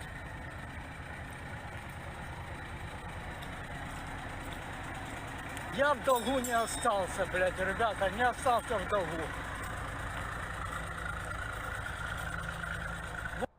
That's only a minute. It's a 4-minute video. I mean, there's more. You know, it goes on for 4 minutes. So it's really striking.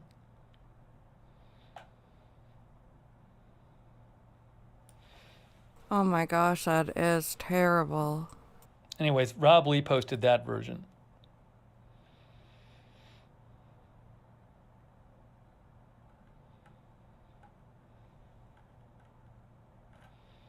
One moment here.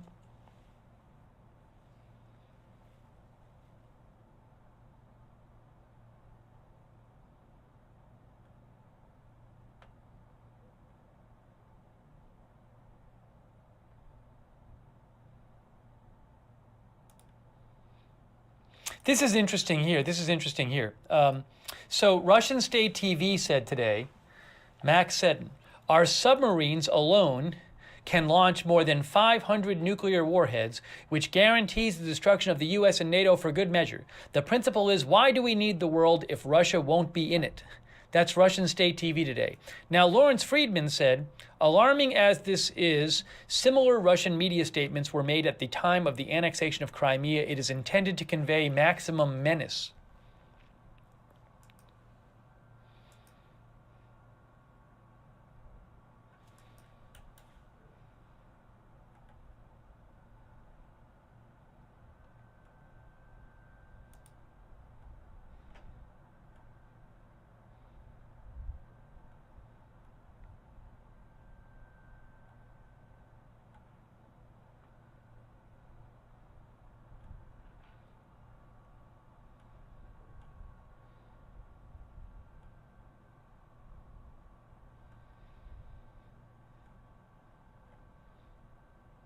All right, hang on. By the way, it was reported today that you can see that Navid Jamali, Russia has now engaged a full 2/3 of its assembled force that was assembled. 2/3 of it is now fighting in Ukraine,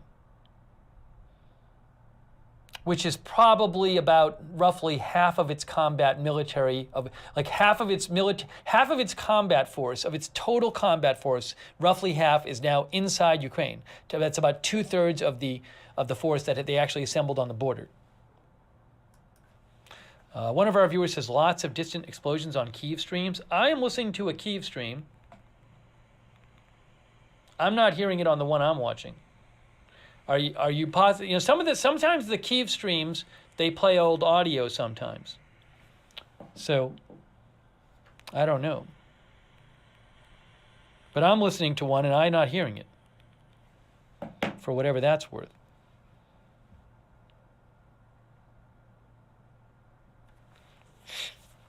Oh, I wanted to see if I could find something more about Berdyansk too, but let me just check. There's so much stuff to check. All right, hang on. Give me one moment here.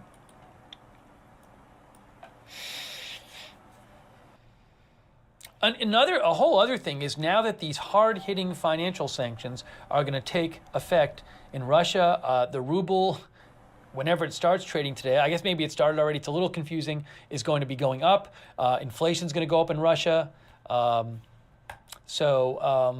Will President Putin strike back? Will he retaliate at countries like European countries, US and such, for these sanctions with like cyber actions or something? That remains to be seen if Putin's going to retaliate for the financial sanctions. Thanks to all of our YouTube members, by the way, like Nick and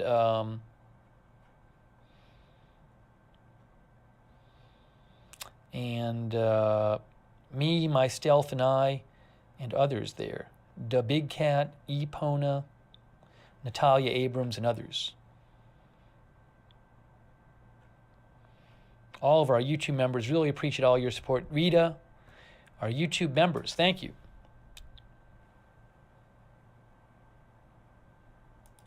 I'm checking a couple of sites.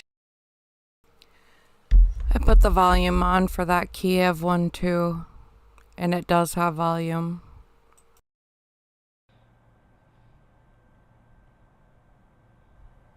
This is a video posted by Insider Ukraine News War on Telegram. They say Odessa has something to meet the enemy landing. There's concern Russia might make a move on the port city of Odessa.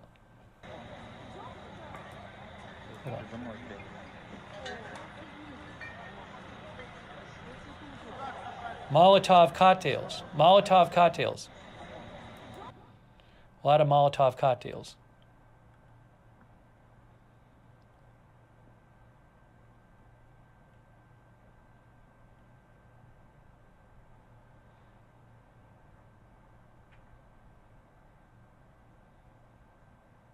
And you can see here also a representative from the Ukrainian government says Berdyansk, which has over 100,000 people, and that's on the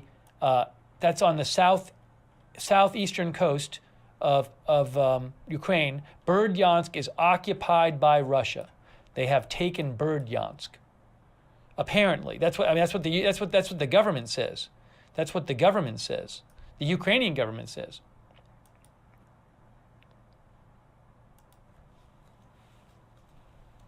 By the way, somebody said that's an old video. I don't know about that video I just showed you. That channel's been good about showing stuff, but there's plenty of videos. There's all kinds of videos you can find in recent days of Ukrainian ordinary people making stocks of Molotov cocktails. That's a big activity there now. See, Oliver Carroll says, Zelensky office confirms Russian troops have taken Berdyansk, home to the naval base on the Azov Sea, key point on the land bridge to Crimea. Land bridge to Crimea is this idea that has been floated in recent years that Russia would want to connect. The idea is that Russia would want to connect Crimea, which it just took from in 2014 from Ukraine. And the idea is they'd want to just take all of the southern coast and have a land bridge that goes into Russia here. But, it feels at this point, look, that's clearly not the goal for Putin because he's been marching all these troops toward Kyiv. Is it something that Putin could settle for in the end? I don't know. I was bringing that up before. Whether Putin could settle for taking some land when all is said and done.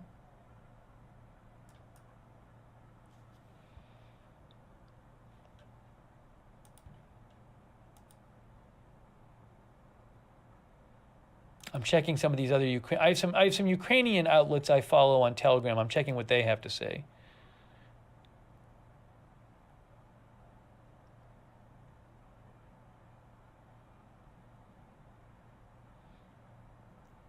Okay.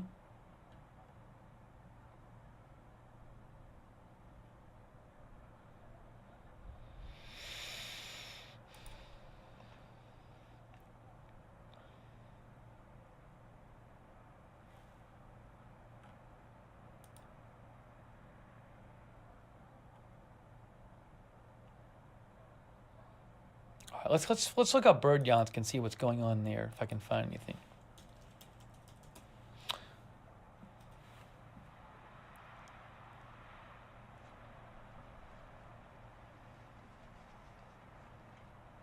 Now, something about Berdyansk. Look at this. So Jack Detch had pointed, 7 hours ago, Jack Detch, who's with Foreign Policy, had said Russian amphibious assault forces. Now, maybe this happened. I don't know if this happened.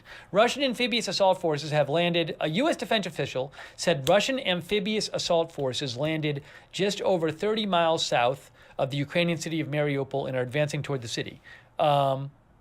U.S. described these forces as several thousand in number yesterday, but it's not clear that all of them have come ashore. So there's an unconfirmed report, this is from the U.S. government, says that Russia has landed some troops. Here's Mariupol, in the Sea of Azov, probably closer to Berdyansk, about 30 miles away, which would be roughly, here or so, somewhere in here. We don't know if that's happened, but something to point out is Michael Kaufman says about this. He says, oops. Where'd it go? His analysis of that report was this. He's a military analyst.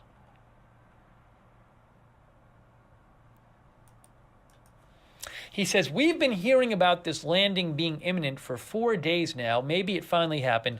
Generally meaningless, though, since Russian ground forces are already at Berdyansk, nearby. So naval infantry conducted an amphibious landing just to do one, he says. He says, I've been seeing some of this from day one with the Russian forces, operations executed with a questionable rationale so that a particular combat arm can get into the fight to do its thing, he says. Which is interesting.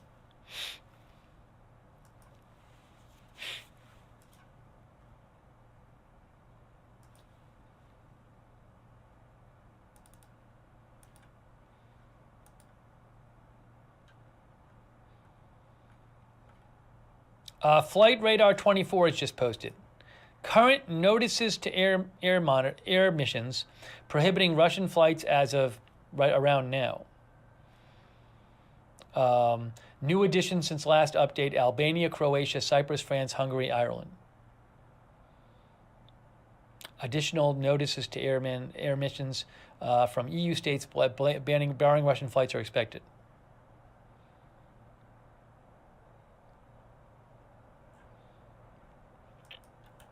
We talked about that earlier.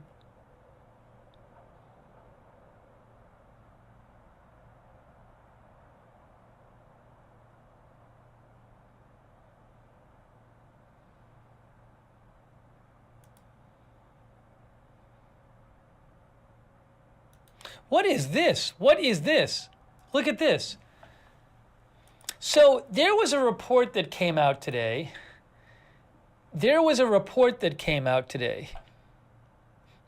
That the mayor of Kyiv said that no citizens could evacuate anymore from Kyiv because Kyiv was surrounded. So Tim Mack posts, NPR, Mayor of Kyiv, today Russia created a clone of my Instagram. Russian internet media was sharing information quoting me that Kyiv is supposedly surrounded and evacuation of people is impossible. Don't believe the lies. Get your information from official sources. I'm so confused. But see, yeah, Chris Majarian said he said this in an interview with the AP. AP, I thought, interviewed him. See, look. Kyiv mayor proud of citizen spirit, anxious about future. In an interview with the Associated Press, Mayor Klitschko was silent for several seconds when asked if there were plans to evacuate civilians if Russian troops managed to take Kyiv. We can't do that because all ways are blocked, he finally said. Right now we are encircled. I don't believe that was over. It sounds like that wasn't over Instagram. It sounds like it was in an interview.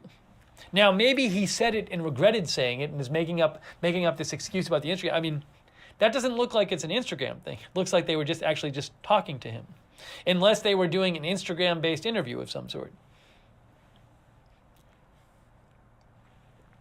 So, again, By the way, just an update on that. Tim Mock also said,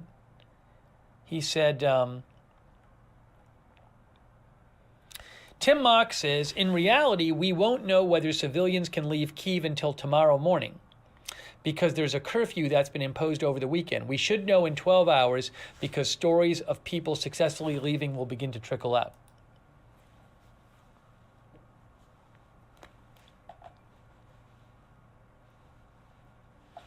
Hold on a second here.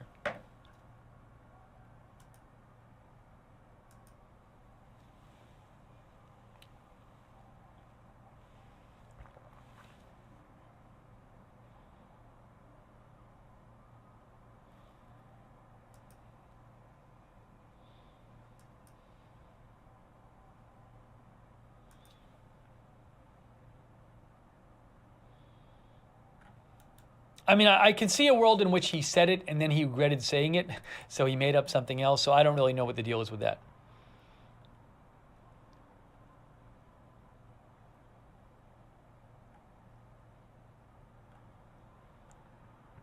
Give me a shout if you have comments, questions, updates at Lookner on Twitter.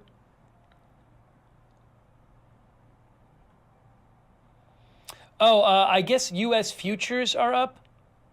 U.S. futures are currently going. Hang on.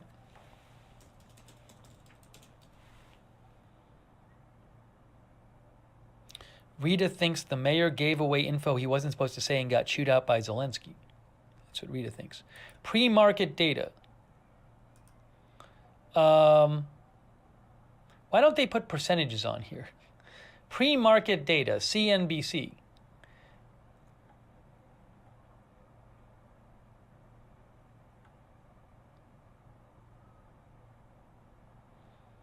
That looks like the Dow futures look like it's down like 1.5%, I think.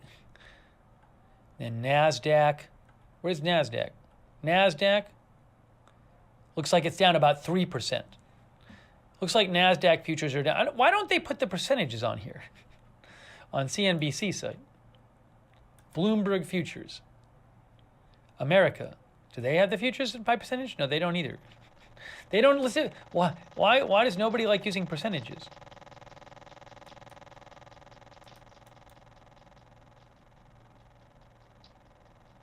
Business Insider. That's not right. They're down. Oh, here it is up here. Dow futures, S&P futures, there. NASDAQ futures down almost 3%. S&P minus 2.5%, Dow down 1.3%. Bitcoin is down about 4% to 37,500. Oil is, doesn't say really.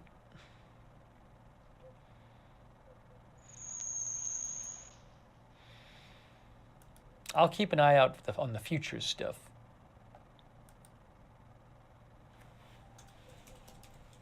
I got the volume on a few screens, so if anything...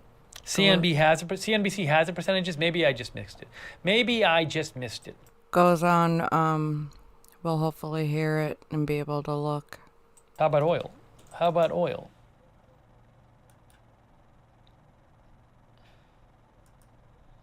Oil price. Brent crude is 103. How do I get the chart? Brent crude is 103. Let me get you a better chart of this. That's oilprice.com. Brent crude price.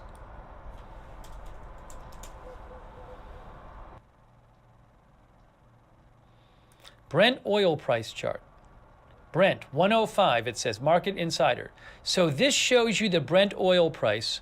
It's one of the benchmark oil, I guess, prices, I believe. So what you can see here is it's currently at 105, says Markets Insider. As of a year ago, well, last March it was like 69. Actually, in last April, it was 64. And now it's 105. You can see what's happened in the last month or so. It's gone up from like around the 70s to 105.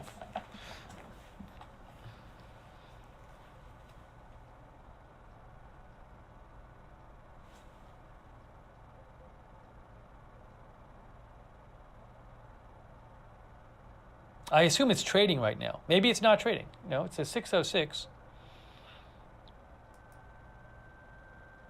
Thanks, Truth Lies, for subscribing. Okay. One moment, please.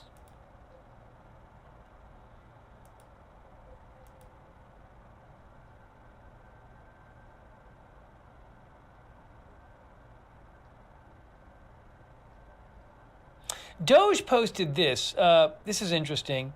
Doge, I think I saw this report myself. Doge is reliable. I don't think he's making this up. I assume he's accurately captured the report. Advisor to the head of the office of Ukrainian president says Russia has completely halted an advance towards Kyiv in some directions, and some of its units are withdrawing. I'm hoping I'm wrong, but I don't think this is a good thing. It could mean that the Russians are preparing for an intense bombing campaign and want to get their troops out of the area. I'm hoping that's not the case. Let me see if I can find you. I don't know if that's true. You know, I'll have to see. I'm going to see if I can find you that report myself. He posted that about 5 minutes ago. I saw something about that on Telegram, but I don't know if I can find that here.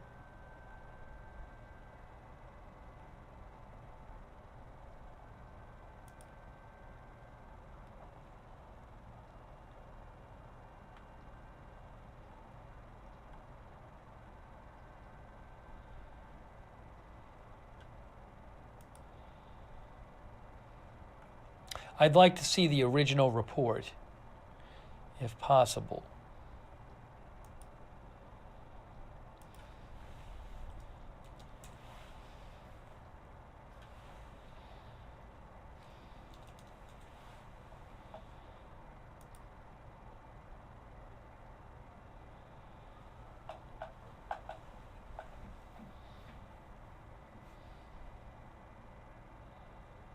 Yeah, guys, again, the Twitch stream is on. The Twitch stream is live. You just have to go to the... For some reason today, you have to go to the channel first. Go to the channel on Twitch, and if you go to the channel, you'll see the stream there.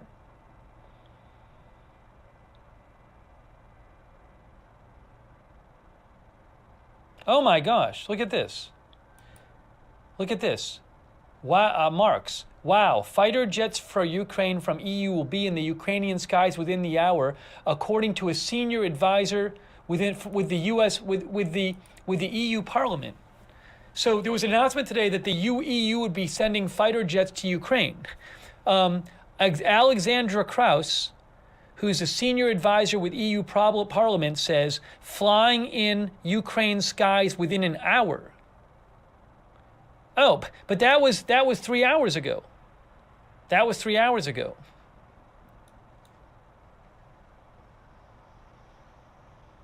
So maybe they're there already. I had missed that earlier today.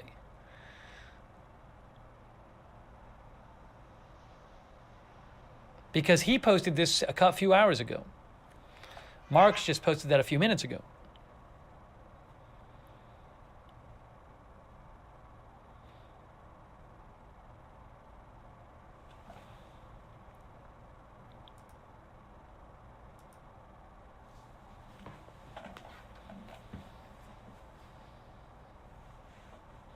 So, and I don't know if, I mean, that would seem like maybe a big deal. I don't know if that's something that, I haven't heard a reaction from Putin to it.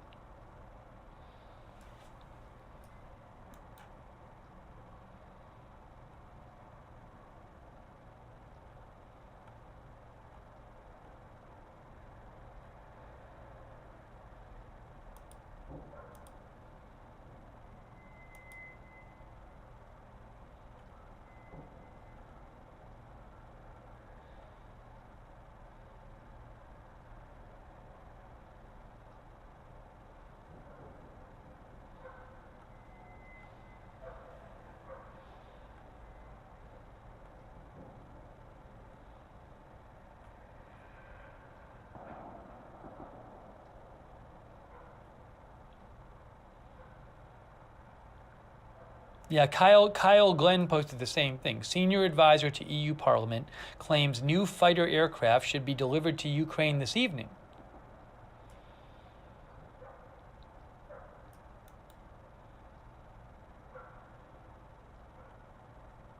Our viewer One of our viewers, Viv Vihan, says donated foreign planes bombing Russian equipment could be a serious escalation.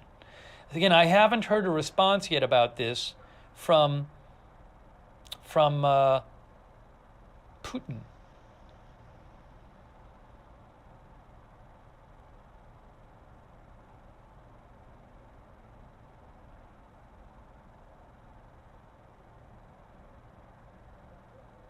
Look at this, live UA map, live UA map. Van with captions, people wake up, this is war, Putin is a scum, crashed into the fence at the Pushkinskaya Square in Moscow and caught fire. There were thousands of people arrested for protesting the war in Russia today, where protesting is basically not allowed.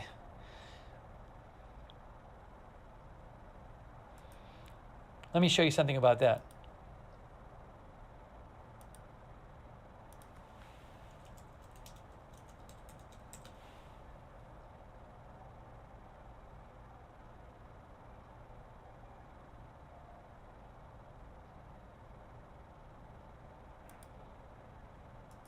Russians hold anti-war rallies amid ominous threats by Putin.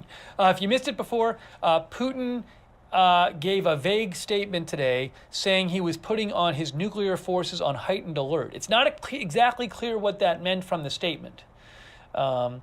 Associated Press, from Moscow to Siberia, Russian anti-war activists took to the streets Sunday to protest Russia's invasion of Ukraine, despite the arrests of hundreds of protesters each day by police. I've seen reports of today in the thousands who were arrested. Demonstrators marched. Protests against the invasion started Thursday in Russia and have continued daily ever since, even as Russian police have moved swiftly to crack down on the rallies and detain protesters. The Kremlin has sought to downplay the protests, insisting that a much broader share of Russians support the assault on Ukraine. But in addition to street protests, tens of thousands of people in recent days have endorsed open letters and signed petitions condemning the invasion. Celebrities and famous TV personalities spoke out against it too. One online petition launched hours after Putin announced the attack had gathered almost 1 million signatures in 4 days, becoming one of the most widely supported petitions in Russia in recent years. Okay.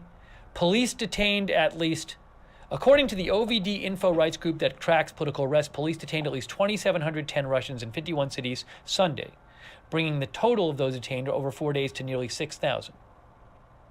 4 days into the fighting that has killed scores, Putin raised the stakes dramatically today, ordering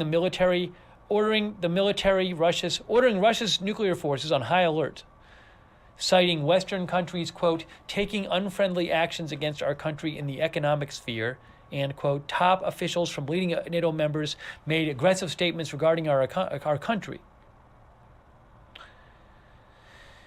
And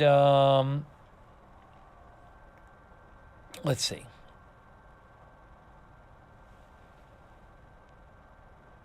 In Moscow and St. Petersburg, many people went to makeshift memorials for Boris Nemtsov, a top Russian opposition figure who was shot dead near the Kremlin in 2015.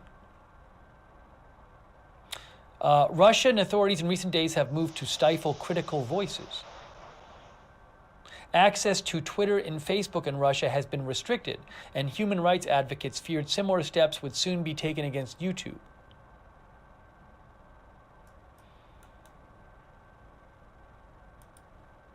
Okay.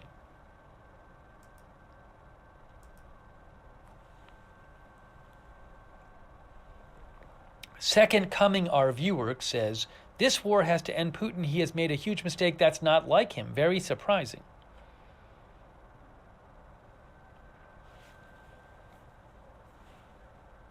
Tristan McCracken, thank you, Tristan, says, how does one become a moderator?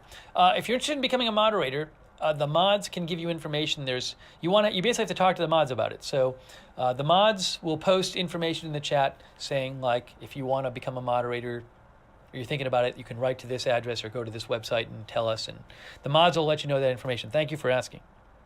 Cynthia Sundquist, my Twitter is Lookner, at Lookner on Twitter. That's where you can follow me, at Lookner on Twitter.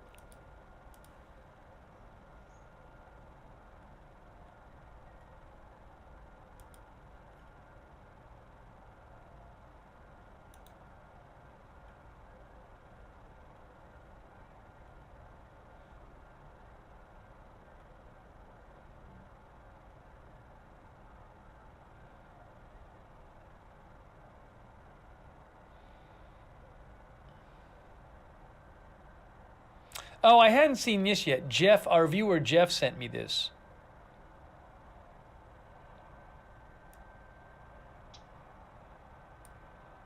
This is from The Economist. I want to check this out. This talks about the nuclear threat. It's an article about his nuclear threat. Vladimir Putin's nuclear threat shows how much is going wrong for him in Ukraine. No plan of battle survives contact with the enemy, but his has fared worse than many. Let's see what The Economist has to say. I'm not going to read the whole thing. I'll try to maybe read some of it. Russian invasion is not going to plan. Okay. The war is still in its first week. Russia's president could summon reserves of military force that he could use to surround Ukrainian cities, including Kyiv, at terrible cost to civilians and the soldiers of both sides. It is still a war that Mr. Putin may well win, in that he could eventually impose a puppet government in Kyiv or Kharkiv, the original Soviet capital of Ukraine. Yet in a broader sense, the moment Mr. Putin is obliged to wage such a war of attrition, he will already have lost. Okay. Across much of the world, he would become even more of a pariah. Ukraine is showing all this patriotic spirit. In Ukraine, the patriotic spirit forged from the targeting of their cities and their inhabitants has already ensured that any government that Putin tries to install, which rules in his name, will be seen as illegitimate. Across much of the world, he would become even more of a pariah, and at home he would preside over a society strangled by sanctions and trampled under his repressive regime. That's even if he, quote, wins the war. It seems even clearer that the Russian elite is appalled and impoverished by his paranoid adventurism. The worse his plans go in Ukraine, the sooner cracks will start to appear in his regime and the more the Russian people will take to the streets. If Mr. Putin is to hold on to the Kremlin, he may be obliged to impose terror of a severity that Russia has not seen for decades. Wow. Mr. Putin's first mistake was to underestimate his enemy. Okay, if he expected Ukraine to collapse at the first show of force, he could not have been more wrong. His second mistake was to mismanage his own armed forces. His air force has so far failed to dominate the skies.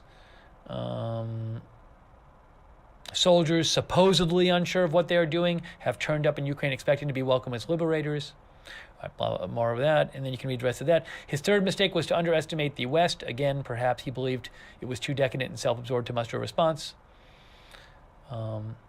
As a dictator who may find it hard to understand that people's faith in democracy is genuine, he almost certainly has been surprised by the upwelling of popular support for Ukraine. Okay. Western governments, inspired by Ukrainian coverage and urged on by their own cities, Western governments have at last found the will to fight back against Russia. They have rightly refrained from direct military action, such as imposing a no-fly zone. Instead, they have agreed on genuinely powerful sanctions. The day after announcing these big sanctions, Mr. Putin today, having consulted with his military chief, put the country's nuclear forces on higher alert. He was equating economic sanctions with nuclear war. That is not only morally wrong, but it also raises the prospect of a catastrophic escalation. That does not make the West's use of sanctions a mistake. Mr. Putin's belligerence is evidence of how dangerous he is.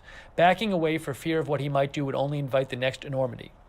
Instead, Russia's nuclear warning must be countered by the unambiguous declaration in the UN Security Council and by all nuclear powers, including China and India, that issuing nuclear threats is unacceptable. At the same time, senior American officers need to remain in close contact with their Russian counterparts to warn them they will be held personally accountable for their actions. The world cannot afford for Mr. Putin to miscalculate again. That's from The Economist.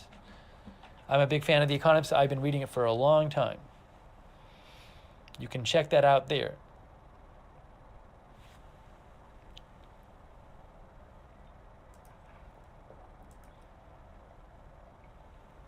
Thank you for sending that in.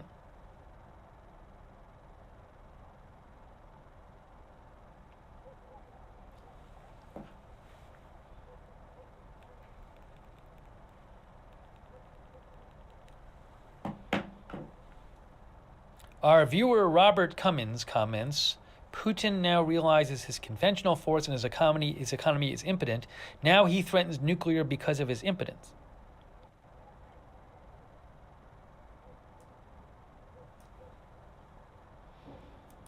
Very dangerous situation. Very, very dangerous situation.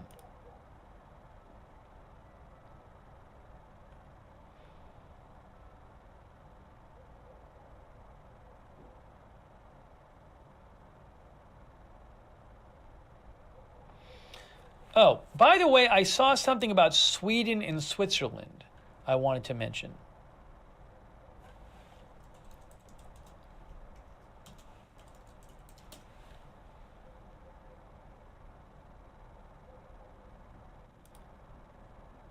Sweden to send military aid to Ukraine.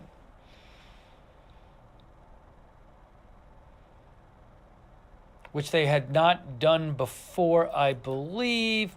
Hang on, let me show you something more about that.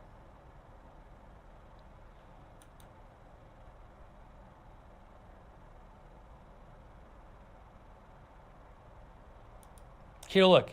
Sweden to send arms to Ukraine in break with tradition by AFP. Sweden announces it will break its doctrine of not sending arms to countries in active conflict and send military equipment, including anti-tank launchers, to Ukraine. They will send 135,000 field rations, 5,000 helmets, 5,000 pieces of body armor, and 5,000 single-use anti-tank launchers. It's the first time Sweden has sent weapons to a country in armed conflict since the Soviet Union invaded Finland in 1939.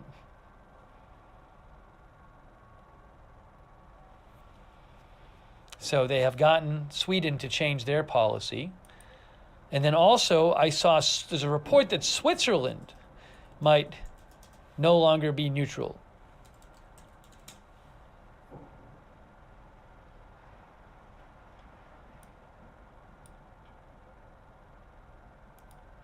Neutral Swiss poised to freeze Russian assets.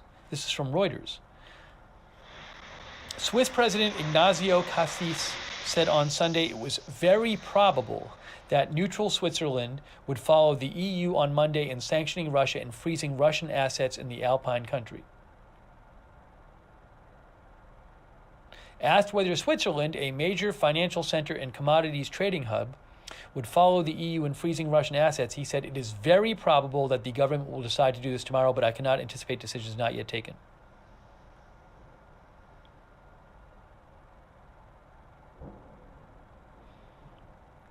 Switzerland has walked a tortuous line between showing solidarity with the West and maintaining its traditional neutrality that the government says could make it a potential mediator, but it faces growing pressure to side clearly with the West against Moscow and adopt punitive European Union sanctions. In the biggest peace march in decades, around 20,000 people demonstrated in the capital Bern on Saturday, some booing the government over its cautious policy.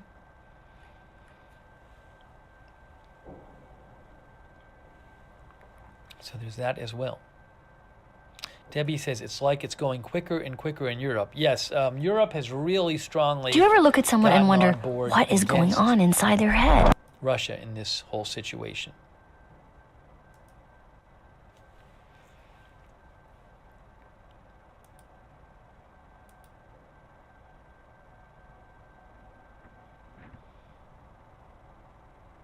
All right, here's what I'm going to do. Here's what I'm going to do.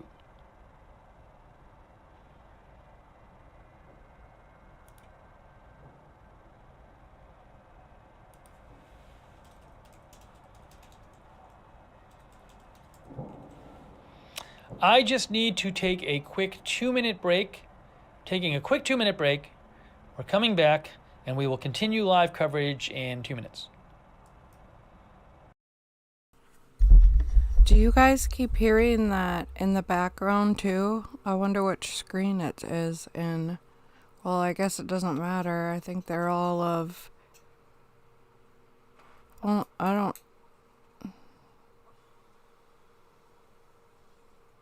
Yeah, I think a lot of them are of Ukraine. I mean, Kiev, sorry. Holy. I'm gonna see if it's this one here.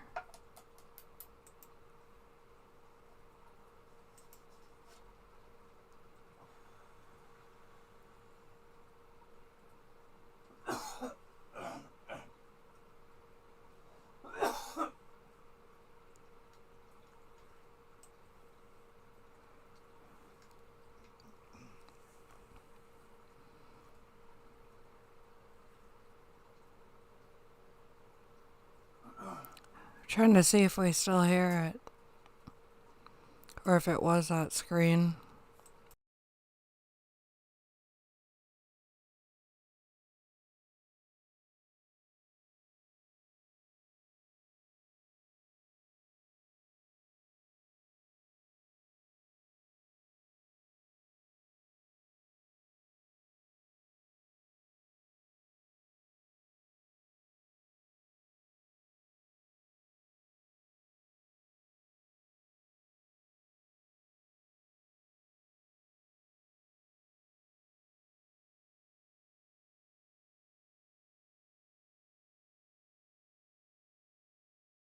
It must have been, and I wonder if that stream was from the night before. I'm gonna look for a different one.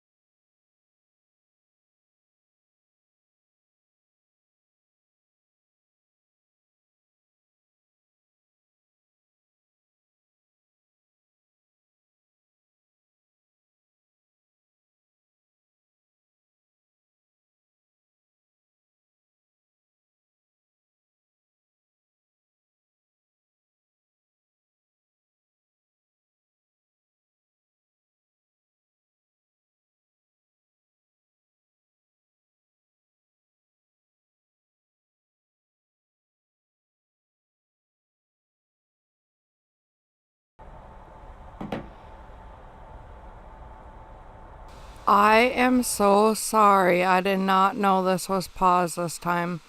I'm gonna go ahead and stop the stream right here so I can... I am so sorry. I did not know this was paused this time.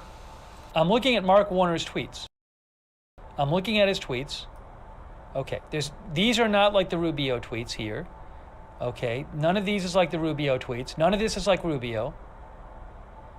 None of this is like Rubio. Last couple days. Okay, so now what did he post today? Today he said, I want to provide a few more updates on Ukraine. I'm glad to see this. Okay, and then he says, blah blah blah blah blah. I'm just saying. I mean, yeah, these are different than Rubio's. Rubio's tweets are like, I know stuff that I can't really tell you, but he's like, I know stuff, and I'm gonna tell you what I can, and some stuff I won't tell you, and it feels like he's trying to share stuff that he's learned about what's going on with Putin. The Mark Warner's tweets aren't like that. I'm not saying. I mean, if you might like those tweets and follow Mark Warner if you want, and they might. I'm not saying they're not informative. I'm just saying, I don't know of anybody else making the kind of tweets that Marco Rubio is. If there's somebody else in Congress who seems like they're trying to share some of the information they have, and writing it in a very human way, please let me know.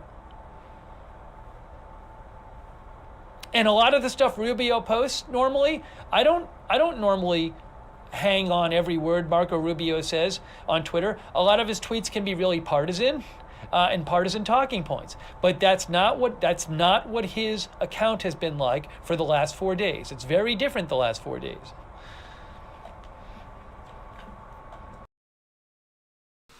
Okay, how annoying. Anyways, I'm gonna go ahead and stop the stream and start a part 2 for the rest of the evening. I think. Let me see how long I've been streaming for, actually. Okay. Anyways.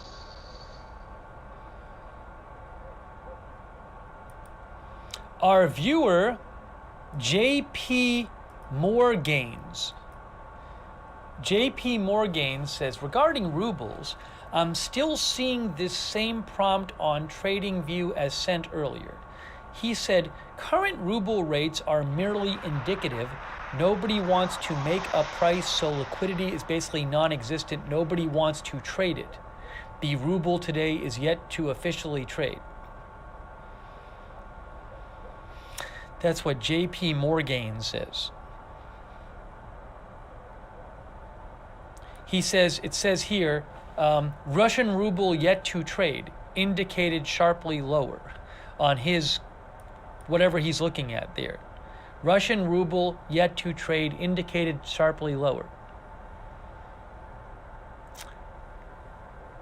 It was quoted on dealing sites between 98 or 100 per dollar, the article says. I don't know where that article is from.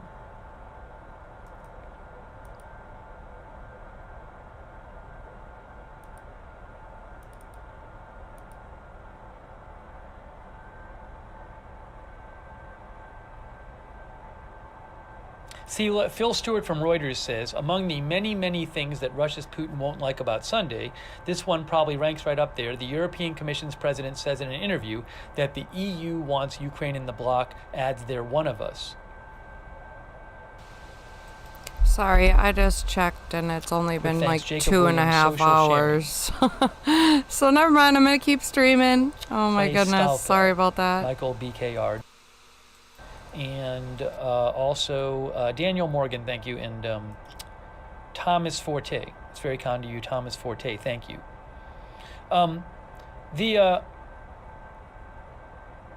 Somebody mentioned the big plane.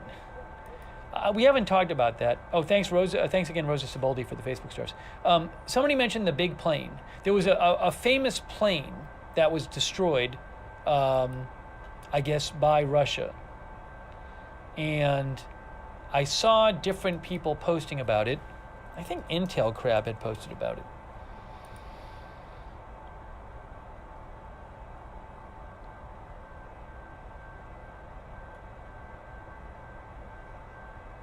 I'm sure there's articles about it too. We'll check it out. We haven't mentioned it, so I haven't even read about it today.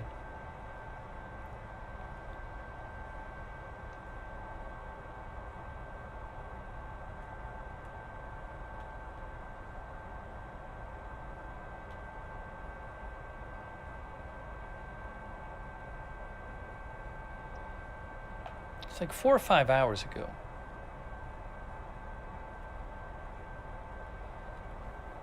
Here it is.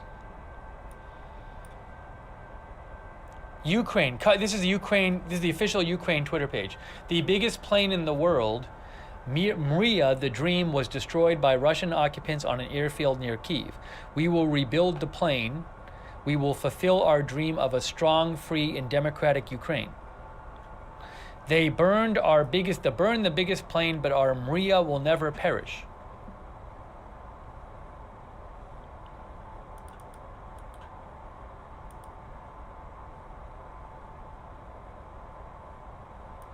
World's largest plane reportedly destroyed in Ukraine. The world's largest aircraft, the Antonov AN-225, has been destroyed during the Russian invasion of Ukraine, according to Ukrainian officials, generating alarm and sadness among the aviation world, in which it occupies almost cult status. It was parked at an airfield near Kyiv when it was attacked by Russian occupants, Ukrainian authorities said. Occupiers, I think they mean, adding they would rebuild the plane.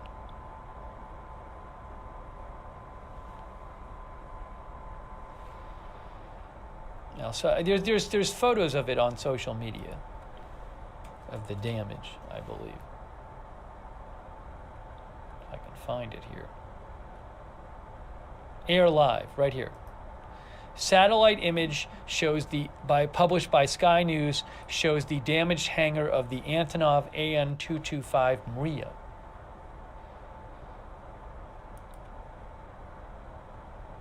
See right there. The world's biggest aircraft has been destroyed during an attack in Ukraine. Air Live. They say as a result of the second air attack by Russian troops on the Hostomel airport near Kyiv, the world's biggest aircraft looks to have been destroyed. Oh, the foreign minister, I believe, Dmytro Kuleba, isn't he the foreign minister?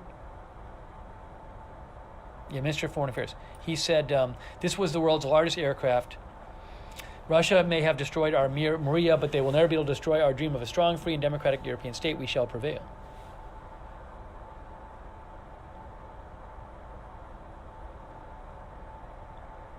Real train hobbies, I have not heard. I have not seen any pictures of the depot that was burning the other night. I have not. Doesn't mean there aren't.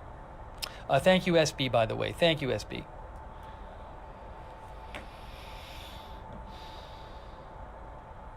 Goat Ty says, that's sad. As a pilot, I always wanted to fly that plane.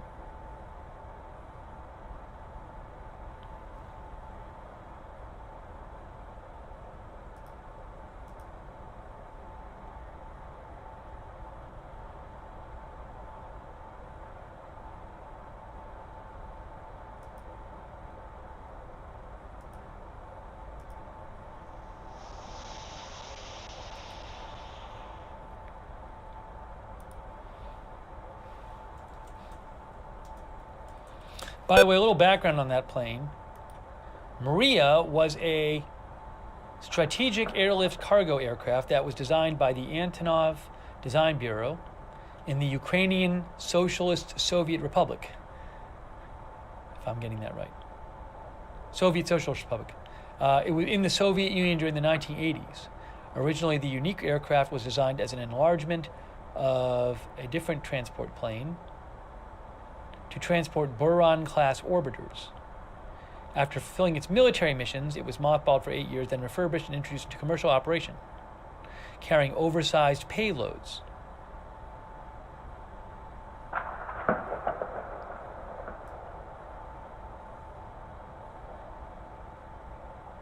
Oh, there's one carrying the what is this?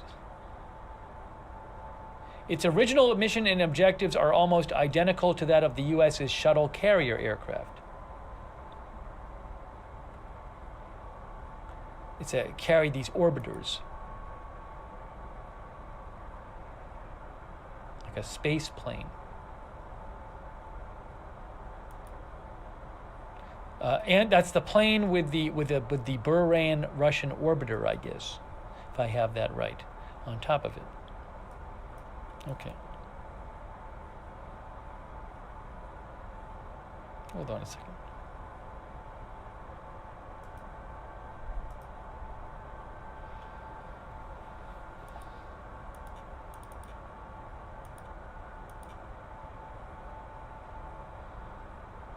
So thanks for mentioning that. I wanted to discuss that. And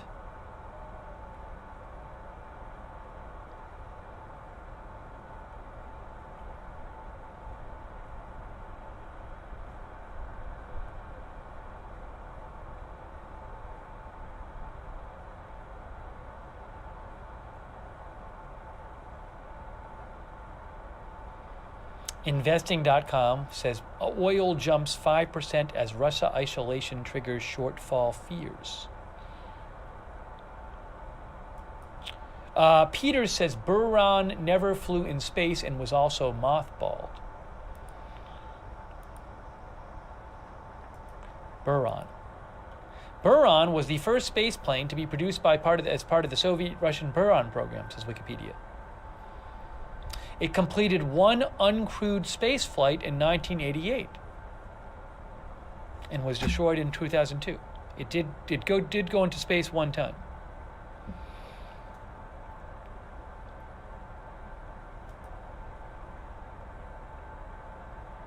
Anonymous posted something.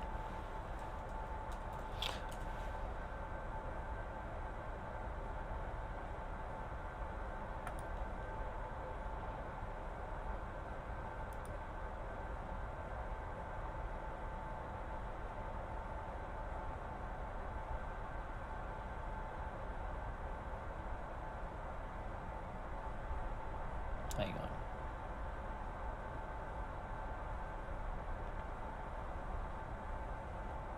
Looks like Anonymous is saying the hacking collective that they've taken down some Belarus websites.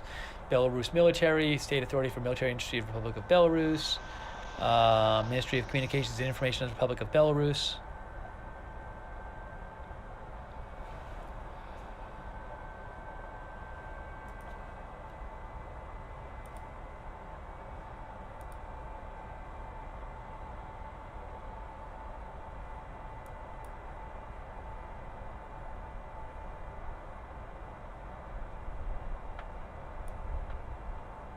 Yeah, we were talking about this before.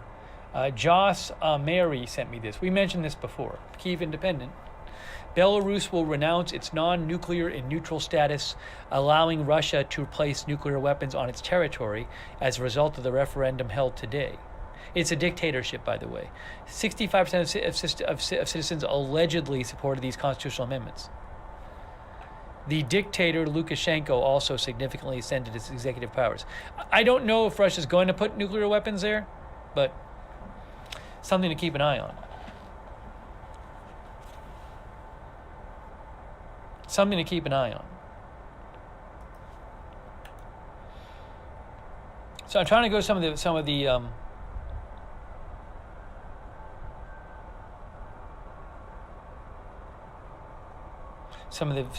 the messages people have sent me.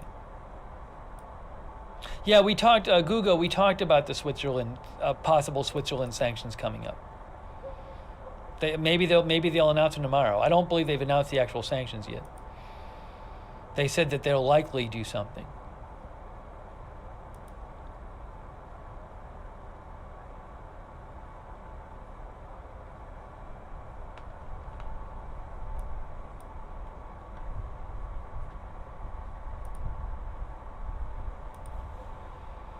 Again, just going through it, there's a lot of I'm getting a lot of messages. So I'm sorry if I didn't get to your message. I'm doing my best to check out the different messages.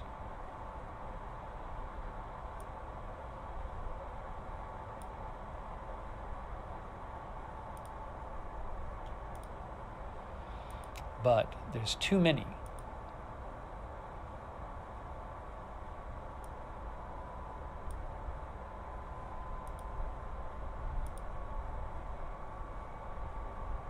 So I try to get to them when I can. I probably haven't shown you some stuff that I wanted to show you from earlier. I got to check the stuff I had down here to talk about earlier.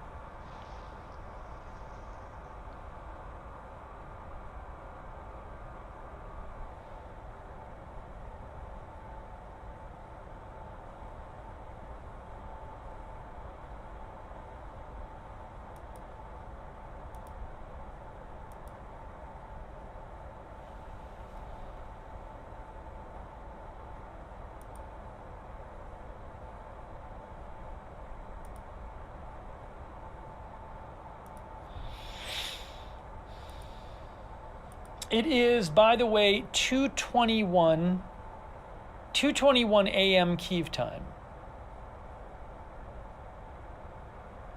2:21 a.m. Kyiv time.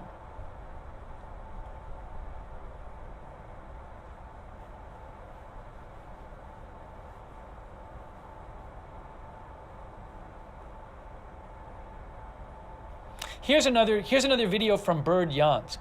So supposedly, the Ukrainian government says that Russia controls the town of Berdyansk, which has over 100,000 people. That's on the southeast coast. So I don't really know the situation there. You know, what does controlled mean? Have they been sending texts to everybody who lives there? You know, are they in control of the law enforcement? I don't really know what this means. Russian Special Forces or Army Spetsnaz in Berdyansk, says status 6.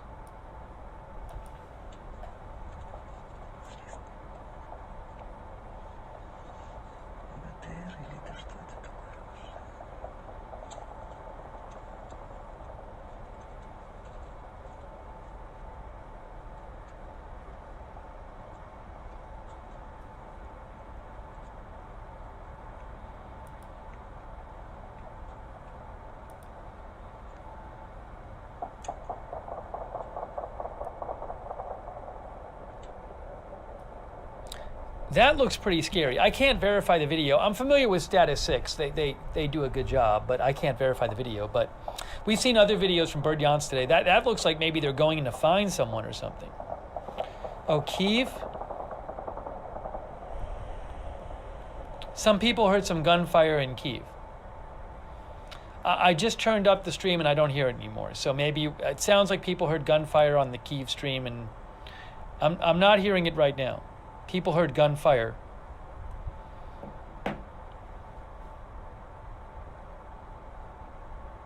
I'll keep the sound up on the Kyiv stream. Are people watching live moments? Is that the one people are watching live moments?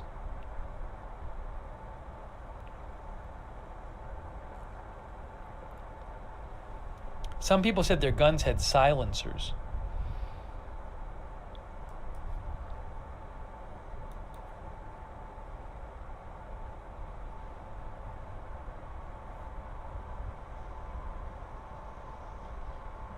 I was watching live moments.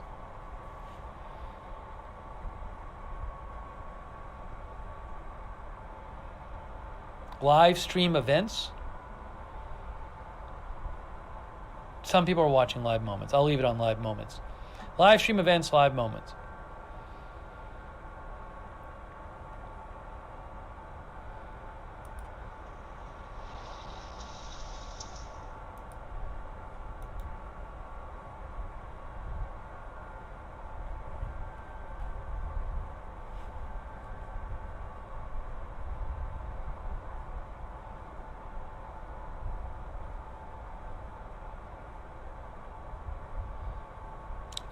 Here, look, small arms in Kyiv now stopped. I think Tim Hogan is also watching the feed too. Live stream.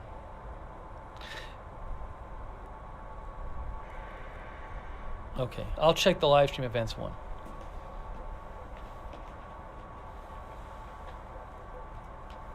Hang on one moment. Give me one moment here. The problem is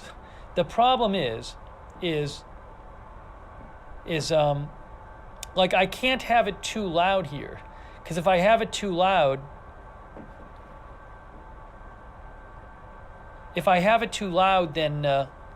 then you guys will hear it. But if I don't have it loud at all, then I can't hear it. So I try to put it on a little bit.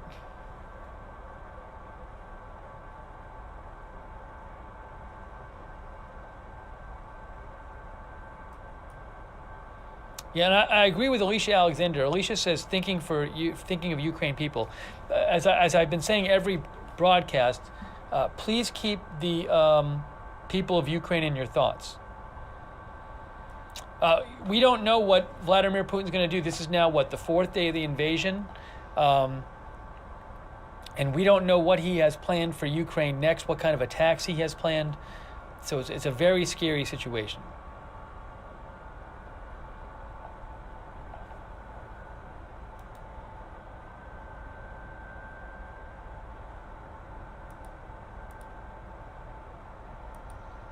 So I got to clean up. I have too much open on my desktop.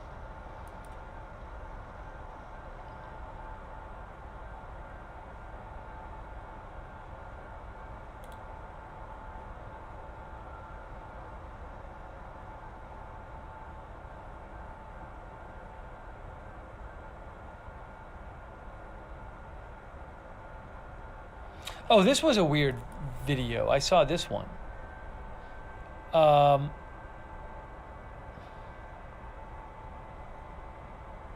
I can't confirm this video. This supposedly, it's another one from Status 6. This supposedly is in Cherkasy, central Ukraine.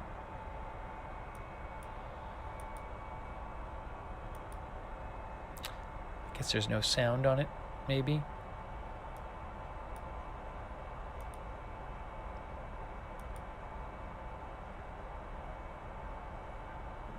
I would believe if it's legit. I can't confirm it. Holy buckets, if that is real, that's terrible. Oh, Paul Son, I want to show you this. I follow Paul Son for Ukraine stuff. He's with the Washington Post, national security reporter. He says a rapid devaluation of the ruble, which is supposed to start happening like Monday because of the sanctions, a rapid devaluation of the ruble puts tremendous pressure on Putin. A cornered Putin is a very scary place.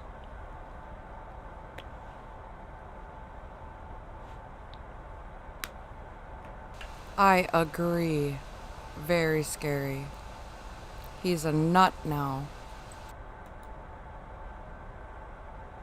No telling what he Someone would said, do. look at the ruble futures. Are there ruble futures?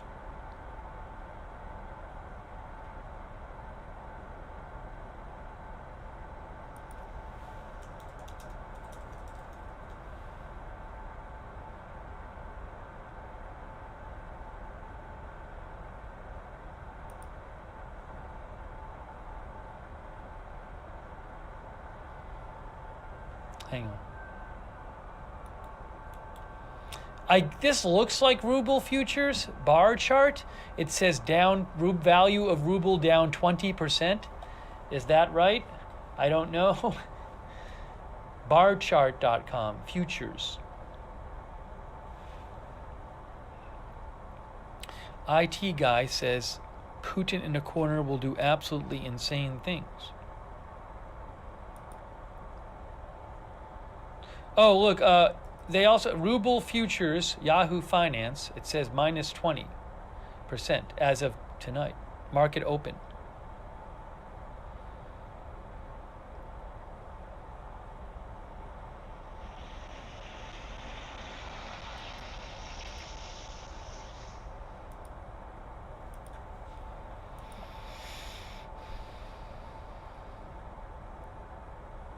Oh, here you go. Russian ruble down nearly 30% at record lows in early trade. That's from B&O News. I'm going to check I'll check the Forex site and see what they have. But B&O News says it's down nearly 30%.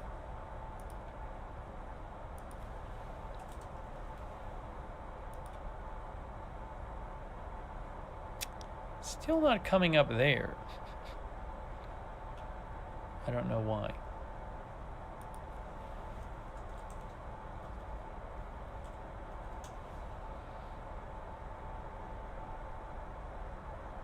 I just searched for ruble, and now it's doing this.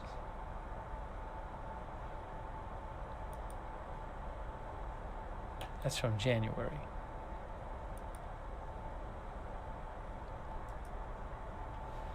Anyways, we'll keep an eye on it. Nexta on Telegram says, they report fighter jets in the sky over Zhlobin. They fly towards Ukraine. If you know anything, write to us.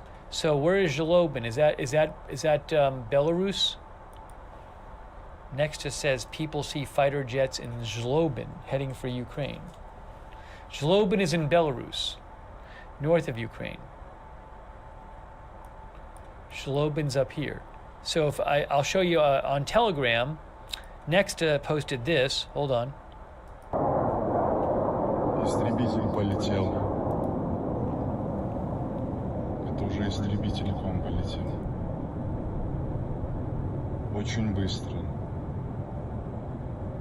Еле успел заснять. Звук.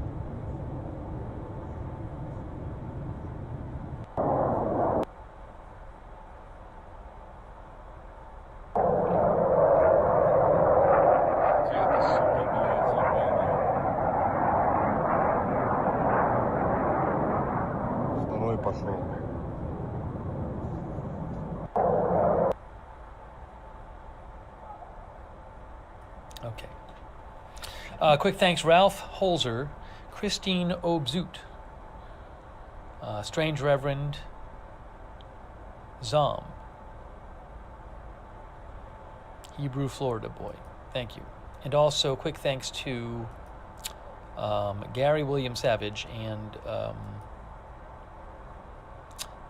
Gary Camille. That's very kind of you. Thanks for your support very much. Very kind of you. Okay, let's see.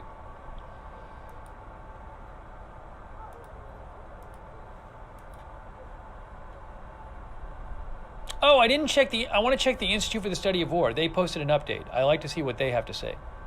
Institute for the Study of War.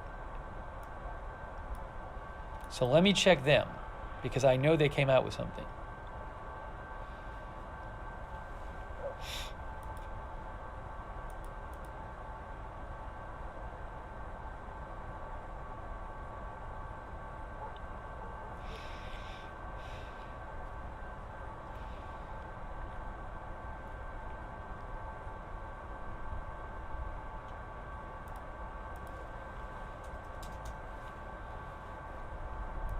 Here, Institute for the Study of War. This is a think tank. It's not loading. Okay, Russian campaign update. Let's see what they have to say. I think they're really smart people over there, and they post very thoughtful, well-argued analyses. So let's see what they have to say over there at the Institute for the Study of War. The Russian military has likely recognized that its initial expectations... The Russian military has likely recognized that its initial expectations that limited Russian attacks would cause the collapse of the Ukrainian resistance have failed and is recalibrating accordingly. They think that's what Russia is doing now, that Russia is changing its strategy. The Russian military is moving additional combat resources toward Ukraine and establishing more reliable and effective logistics arrangements to support what is likely a larger, harder, and more protracted conflict than it had originally prepared for. The tide of war could change rapidly in Russia's favor if the Russian military has correctly identified its failings and addresses them promptly, given the overwhelming advantage in net combat power Moscow enjoys. Ukrainian morale and combat effectiveness remain extremely high, however, and Russian forces confront the challenge of likely intense urban warfare in the coming days. How about that? That's pretty intense.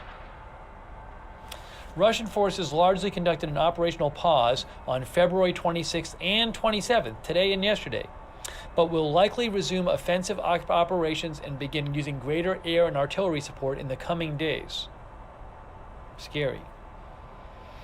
Russian airborne and special forces are engaged in urban warfare in northwestern Kyiv, but Russian mechanized forces are not yet at the capital. Russian forces conducted initial limited attacks on the direct approaches to Kyiv on both banks of the Dnipro River, but largely paused offensive operations in northeastern Ukraine. Russian forces likely paused to recalibrate their to-date largely unsuccessful approach to offensive operations in northern Ukraine and deploy additional reinforcements and air assets to the front lines. Russian forces in the south from Crimea slowly pushed towards Zaporizhzhia and the southeastern bend of the Dnipro River and east along the Azov Sea coast toward Mariupol on February 27th. Russian forces advancing from east from Crimea began initial assaults against Mariupol on today. These advances risk cutting off the large concentrations of Ukrainian forces still defending the former line of contact between unoccupied Ukraine and occupied Donbass. Ukrainian resistance remains remarkably effective, and Russian operations, especially on the Kyiv axis, have been poorly coordinated and executed, leading to significant Russian failures on that axis and at Kharkiv. Russian forces remain much larger and more capable than Ukraine's conventional military, however, and Russian advances in southern Ukraine may threaten to unhinge the defense of Kyiv and northeastern Ukraine if they continue unchecked. Interesting analysis.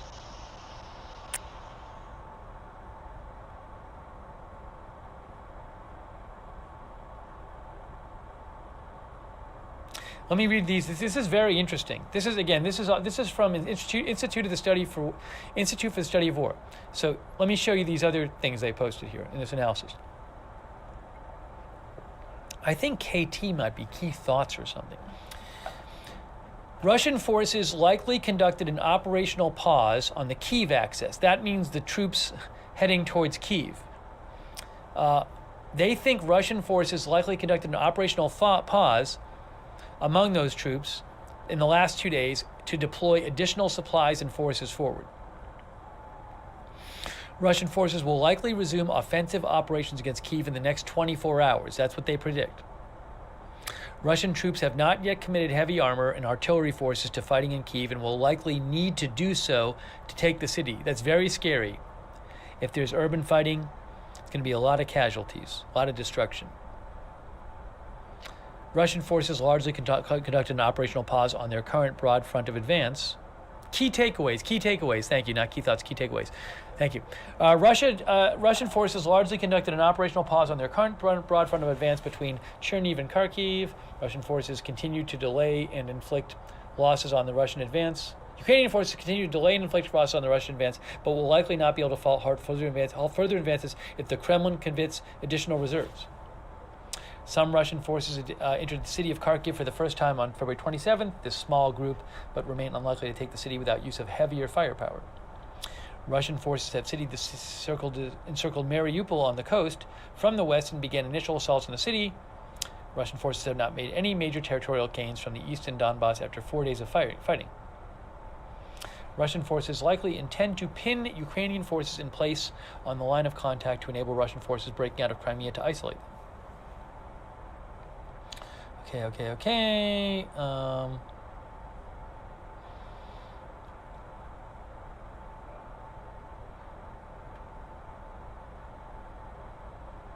Russian successes in southern Ukraine are the most dangerous and threaten to unhinge Ukraine's successful defenses and rearguard actions to the north and northeast. Russian troops are facing growing morale and logistics issues. Logistics is supplies. Russian troops are facing growing morale and logistics issues, predictable consequences of the poor planning, coordination, and execution of attacks along Ukraine's northern border. Russian air and missile strikes targeted a Ukrainian air base in western Ukraine to ground the remaining Ukrainian Air Force the night of February 26-27th. The Ukrainian General Staff said Russian forces conducted 5 air and 16 missile strikes across Ukraine from midnight to 1 p.m. local time, February 27th.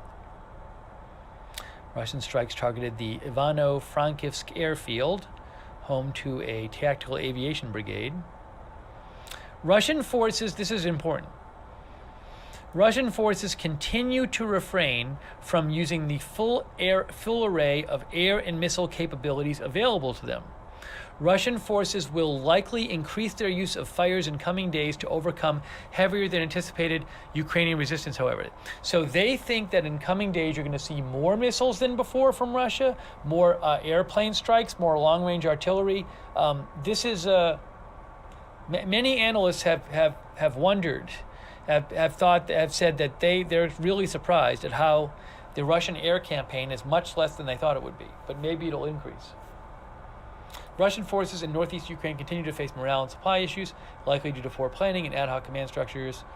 The Ukrainian General Staff generally reported Russian forces are experiencing an acute.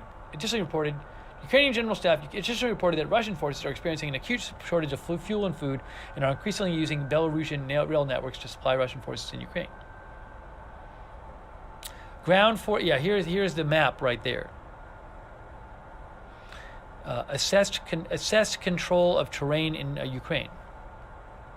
So you have Russian forces coming up from Crimea, coming across from Belgorod area, northeast in this area here, coming down from Belarus and Russia.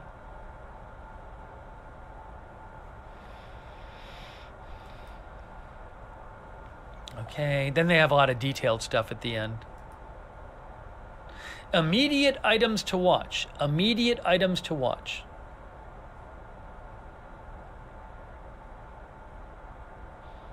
Russian forces will likely resume major offensive operations tomorrow after a temporary operational pause. Okay? So they think basically the last 2 days, the Institute for the Study of War thinks that the last 2 days, Russia has been taking a pause, getting more supplies and equipment and stuff to the front lines, and also maybe adjusting their plan. They think that tomorrow, which is, it's already tomorrow in Moscow, that Russia's going to resume major offensive operations. Russian forces advancing north and east from Crimea threaten to cut off Ukrainian forces in eastern Ukraine if Kyiv does not withdraw them in the coming days. So what they mean is that you have a bunch of Ukrainian forces who are like here. And they're saying that if what's going to happen is the forces from the Russian forces are going to go here, and if these forces don't withdraw, then they could get cut off by the Crimea forces going north, and then they would not be able to go help in an attack on Kyiv. They'd be cut off from going any further west.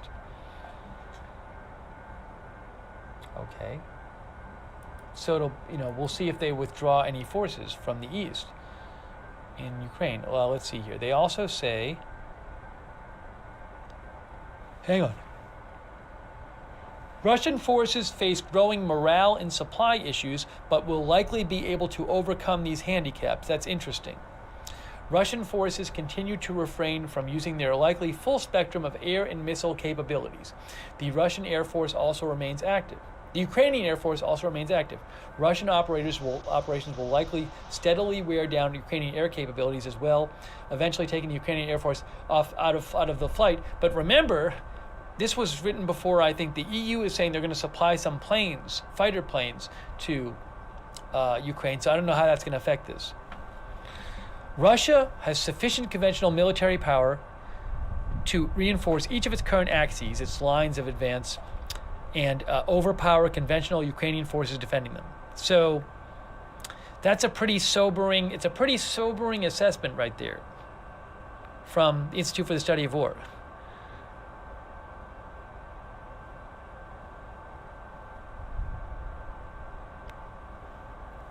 They really think, they sound pretty pessimistic. They sound pretty pessimistic about Ukraine's prospects here.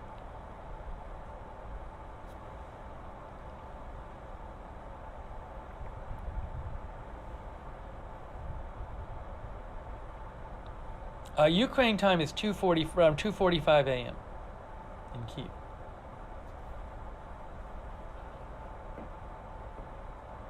Hang on a second here.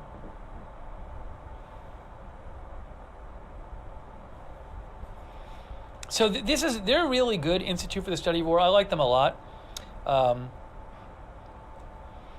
it's interesting to see that assessment of what's going on. And again, it's pretty pessimistic in the long term.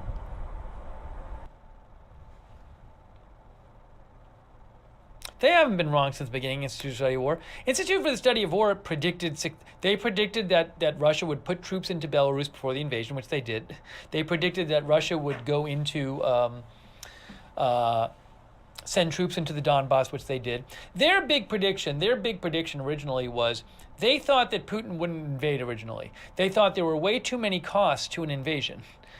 They thought he would do they would do a small incursion of troops into the Donbass and then do a lot of airstrikes. They thought he was going to just go with tons of missile and airstrikes and try to get concessions from that.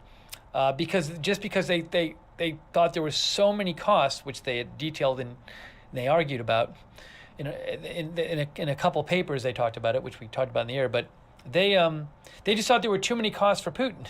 They actually said if he does a large scale, like a full scale invasion like he's done now, they said it would be irrational for him, but he's done it. But so they were wrong about that, but they've been right about a lot of stuff.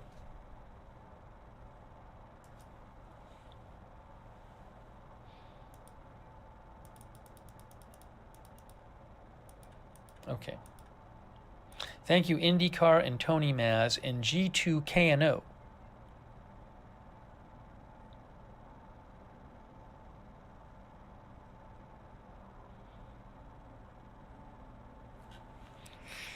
And also Pam Bachman. Thank you, Pam Bachman. I appreciate it. And also Lawrence E. Shaw. Thank you, Lawrence E. Shaw, very much for your support. And also, hang on a second here.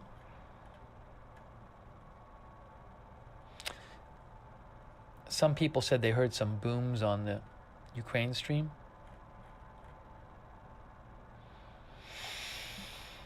I did not hear them. Hold on a second. Mate says, it seems that ISW is failing to take into account the effect such moves will have on Ukrainian anti-Putin sentiment. Oh, no, but they're not, Mates, they're not talking about long-term. Mates, they're only talking about like they're not in that analysis. It's strictly about the military battles. If you read the other stuff by Institute for the Study of War, they think it's crazy of Putin to be doing this. If he really, I've shown you stuff from them. They think there's enormous difficulties for Putin in trying to take cities, also, and even longer term, like in trying to like rule as an occupier. They think that's like a really bad. They don't think that's going to be successful. So, but just to be clear, in that assessment, they're just talking about the short-term military stuff. Now, they could be wrong. I mean, look, maybe the logistics problems are worse than they think. Maybe the morale problems are worse than they think. Maybe there will be, look, as of the writing of that, they did not know that the EU was sending, planes to Ukraine. Another thing is, you know, they don't really talk about in there is what's gonna happen in Russia. What's going to be the domestic situation? If the economy really tanks in Russia, could we see more protests in Russia? Could some of the elites in Russia who see what's going on do something or put pressure on Putin? I don't know that they can. So they didn't really talk about that. But perhaps the longer this. The political situation could change in the country too. So that's a whole other thing. So that was kind of a walled off analysis.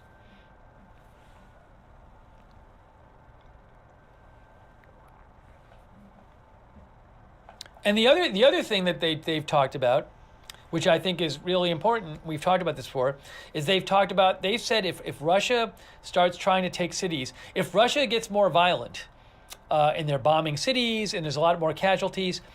What they've said, and if they do, if they step up the violence and step up the airstrikes and step up and go into cities and have to take cities like Kyiv, what they've said repeatedly is that could make NATO countries feel like they have to do something, even say we need to put troops in for humanitarian reasons. So that's they don't really talk about that in that daily summary, but that is the point they've made repeatedly, that there's a risk that when you actually see, if things get worse, if you really see the full brunt of the Russian military, and they haven't really tried to take cities by force, these big cities, then, or they try to starve out the big cities, like if they go into Kyiv, or they try to starve out Kyiv or whatever. Either way, you're going to be some horrible videos and images, and those could put a lot of pressure on countries around the world to get more involved in the situation.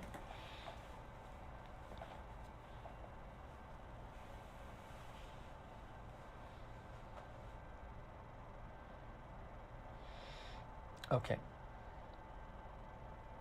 Andrew Noah says, will Russia see the EU supplying of planes as a declaration of war? I don't know how big a deal it is for them, and I have not heard a comment on it from Putin yet. But it's a fair question, what they'll think about that. Thanks, Dina Soul Coffin, for the Facebook stars. And Eve Richards gave some stars. Thank you, Eve. And also thank you to... hang on a second here. One moment.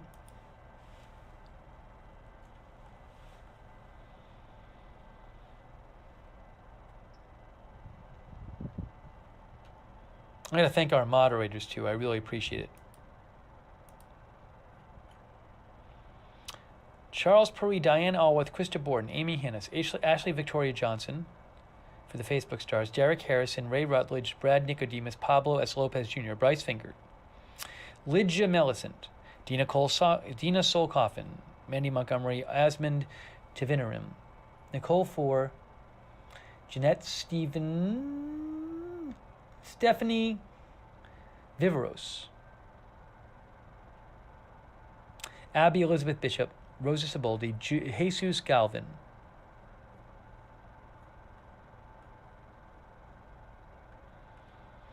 Kristen Yarborough, I'm behind on my thank yous. Robin Shaw Rivard, Sean Keating, these are all Facebook viewers. Randall New, and also I have one more to thank, Alicia Rivera. And let me say a quick thanks to our moderators. They're all volunteers. Give it up for them. Give it up for the moderators. They've been moderating the whole time. We've been on the air. Very much appreciate it. Yeah, I was very behind on this. Danny James has been in there. Cynthia Moon, AJ, Lexa Fulmer, Kay Larry Body, Roxanne Becky, our Twitch moderators as well.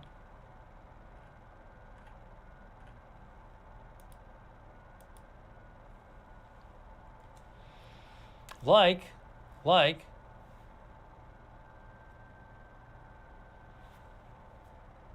Bastion Girl, Daily Disclosure, Duxor, Idaho Star, Mark and NC, Muse, Papa Bear, and Schultheis.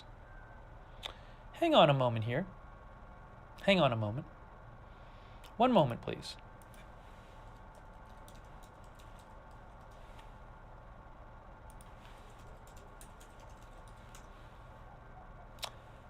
The Agenda Free TV is fixed. The problem is fixed on Twitch.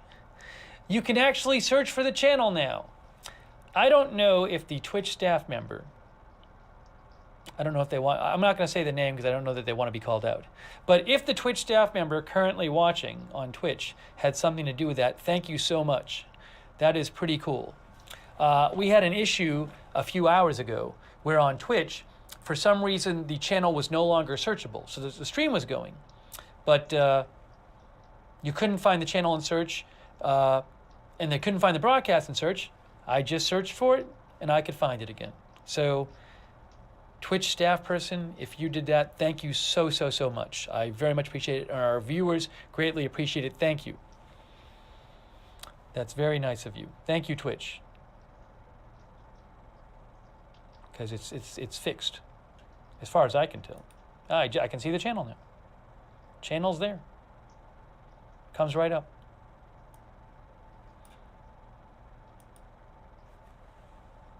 All right, hang on.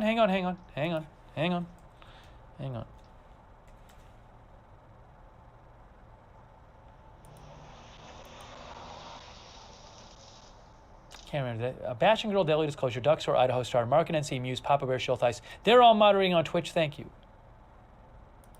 Oh, guys, breaking news. Breaking news.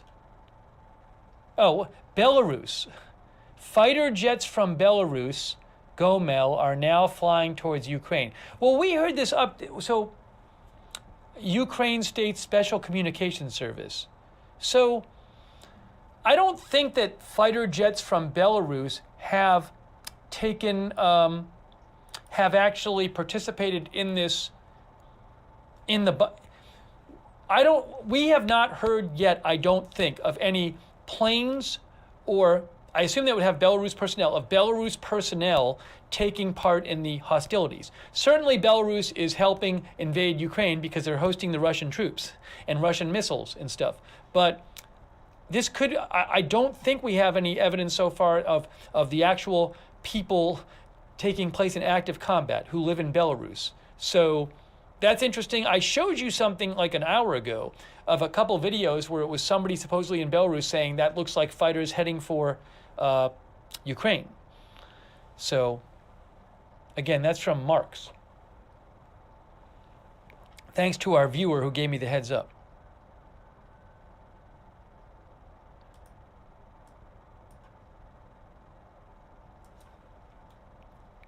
It looks like maybe Putin's telling Belarus troops to get involved.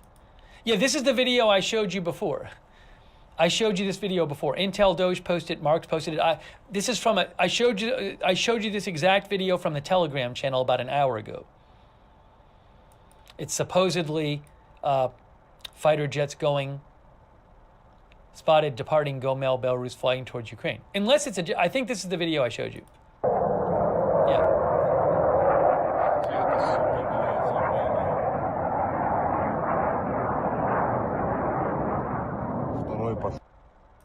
Well, we'll see.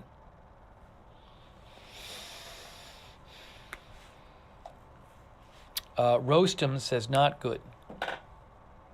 I wonder if the military stuff was not going well and Putin was like, we need more people. So Belarus, sorry, even if you don't want to get involved like this, you have to. And just ordered Lukashenko to do it.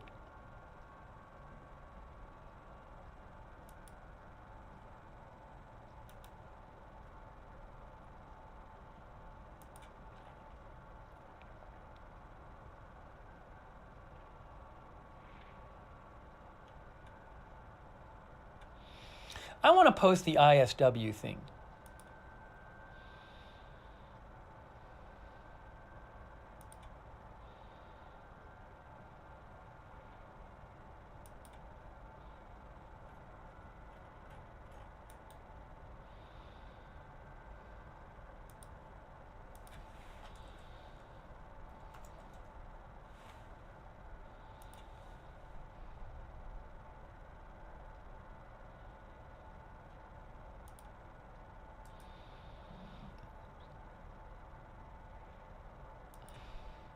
I want to post this.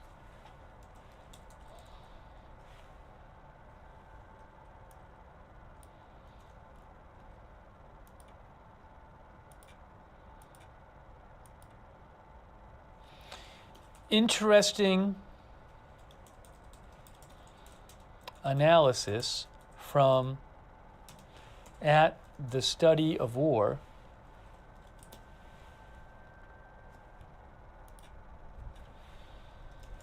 That says Russia has been taking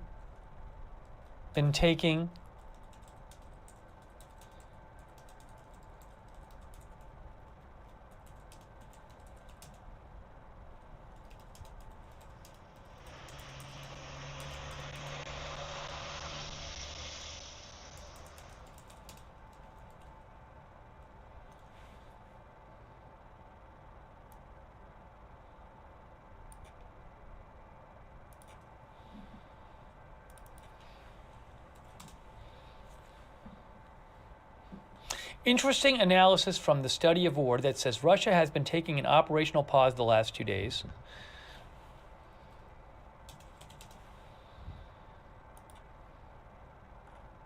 What'd they say? They say they thought they were taking blah, blah, blah. To deploy additional supplies and forces and alter their and rework their plans.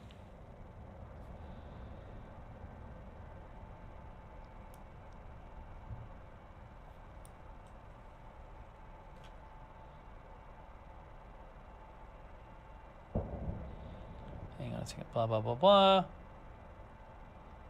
And recalibrate its attacks.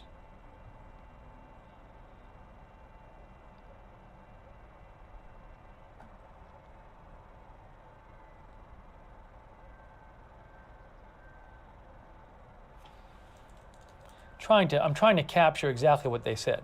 Give me one no, and this is me posting a tweet, but I want to do the correct. To recalibrate their approach. Yes. To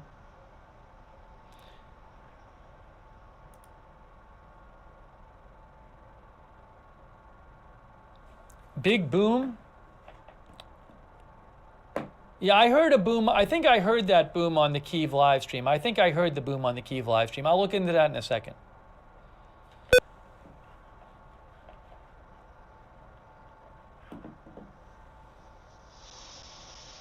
All right.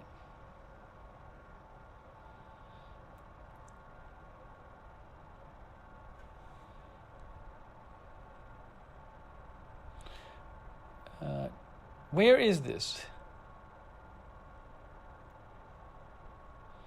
Recalibrate their approach and to deploy additional supplies and forces forward.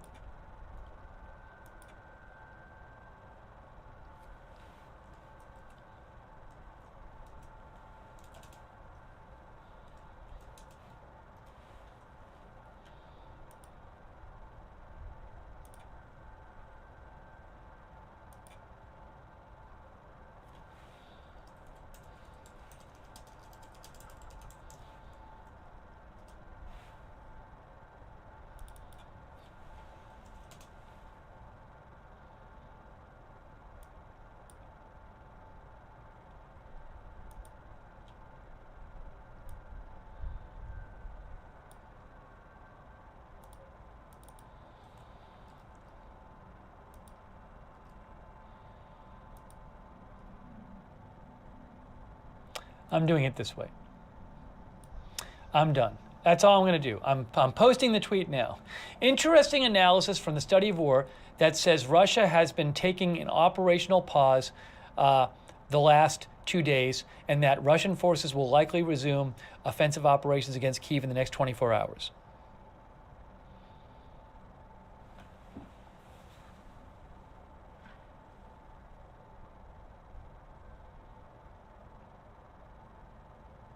Okay. Anyways, I posted it. That took a long time. I'm sorry. I'm sorry that tweet took so long, but I did want to post it. I think it's a very interesting analysis. So you can, if you want to see the whole thing, you can go there. Oh, they posted another update. Hold on. They posted another update, another important update from Institute for the Study of War about the nuclear stuff. By the way, a big thank you to Tim Jameson. I really appreciate that. Tim Jameson, thank you so much. Hang on, guys. Hang on. I just saw a very interesting thing from Institute for the Study of War. They just came out with a new update.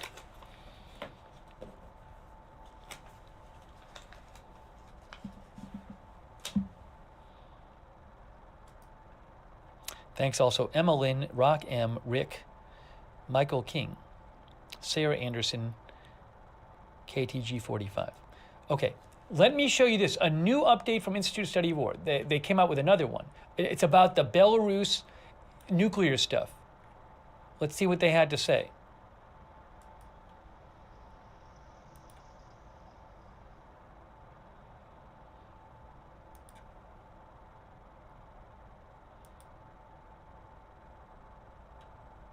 They just came out with it. I got an email about it. I'm on their email list. Here it is. Can I even click here?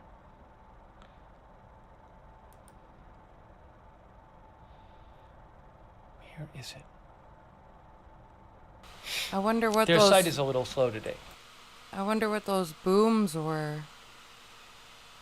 There are a couple really big booms. Hang on one moment. Hang on one moment. Hang on one moment.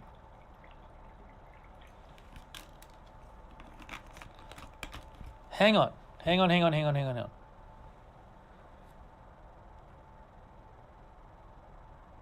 I found it. I found it. I found it. I found it. I found it.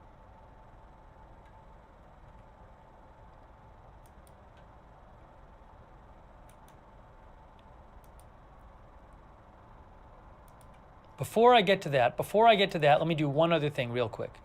Before I get to that, I'm going to show you in a second.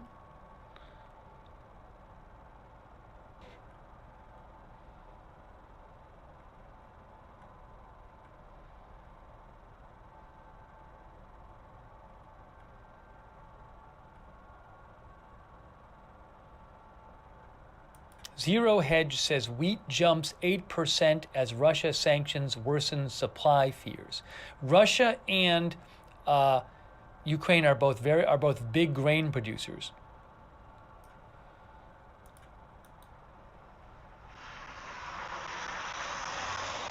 Let me see the wheat price. Sorry, I know we're doing a bunch of things here, but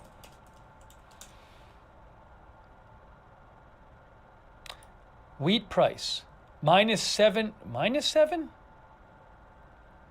I'd say -7. Let's see. Trading economics, wheat. That says up 8%. See, it says +8.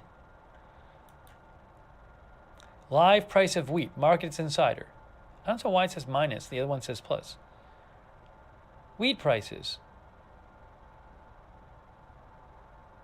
Wheat future, NASDAQ. Wheat futures? +8%. It says -8. I'm confused. I'm not going to worry about it.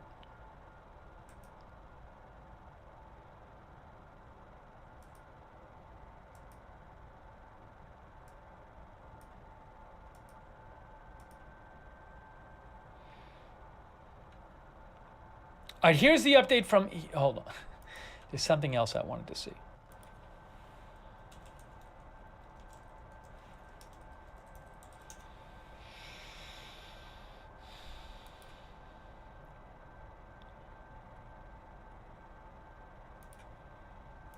Look at this. This is from there. The Belarusian government is setting information conditions to justify a Belarusian offensive against Ukraine in the imminent deployment of Russian nuclear weapons in Belarus as of February 27th. Belarus's president said today he would ask President Putin to deploy nuclear weapons in Belarus if the U.S. or NATO deployed nuclear missiles to Poland and Lithuania. Blah, blah, blah, blah, blah. Belarus adopted a new constitution today, likely granting Russia more direct military control over Belarus. Media reporting about the referendum was sparse. So again, they say that basically they're giving signs in Belarus that they're going to launch a Belarusian, with Belarusian troops, offensive against Ukraine, which hasn't happened yet, and also maybe deploy Russian nuclear weapons in Belarus. And also, let's see here. It's possible they have granted Russia more direct military control over Belarus. Also, Ukrainian president announced Ukraine is, by the way, announced it's creating a volunteer-based international legion of territorial defense to capitalize on the success of civilian forces in slowing the advance.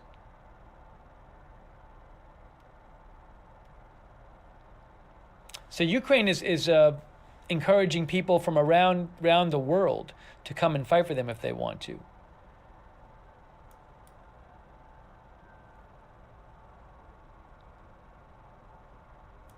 Ukraine Inform. Ukraine is creating an international territorial defense legion consisting of foreigners who want to join the resistance to Russian occupiers. Then also, look what else they say. Institute for the Study of War. U.S. and allied sanctions against Russian banking will likely crush Russian foreign currency reserves, depleting the value of the ruble and risking Russian hyperinflation.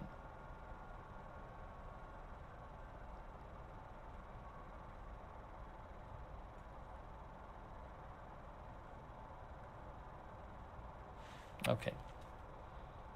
Some updates there.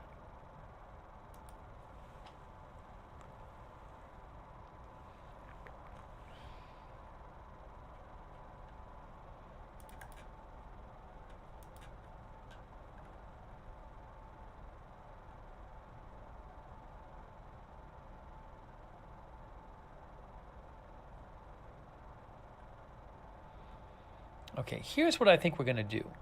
Here's what I think we're going to do.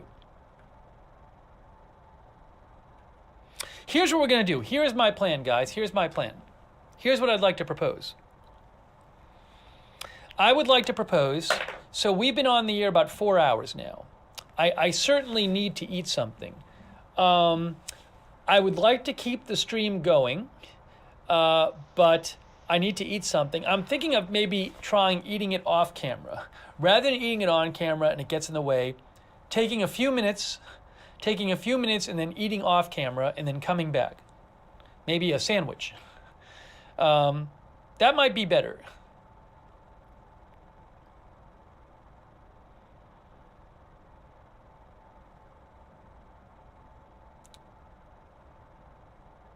So why don't we do that? So I'm going to keep the stream going, and what I'll do is I'll just put on the screen like Steve is taking a food break. He'll be back. We'll be back shortly.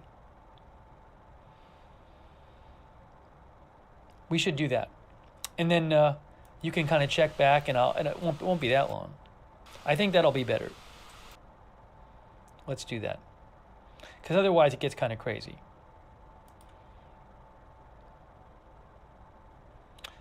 Most people seem okay with it.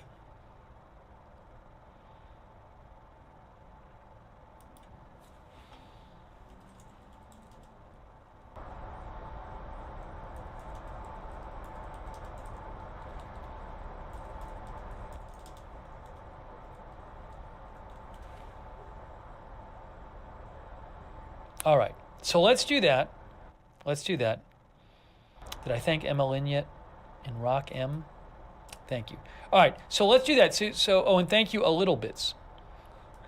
Now, nobody's bullying me, A Little Bits. I prefer it that way. It's better it's easier for me if I eat off camera. So I'm going to do this, and then if there's anything crazy that happens, if there's anything crazy, I can run back on.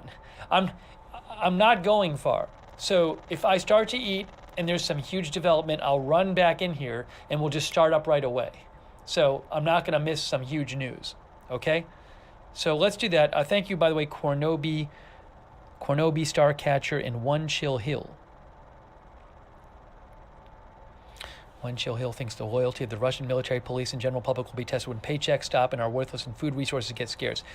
This is a big unknown right now, and I think a really big deal is what's going to happen with the Russian economy. So certainly something I'm going to be looking at as well. And thank you, Michael BKR. Okay, so I'm going to eat now.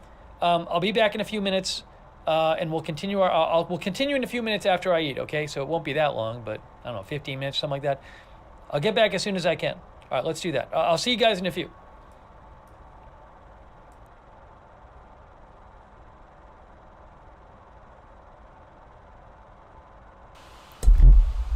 And we just can continue watching the screens and making sure everything's looking all right.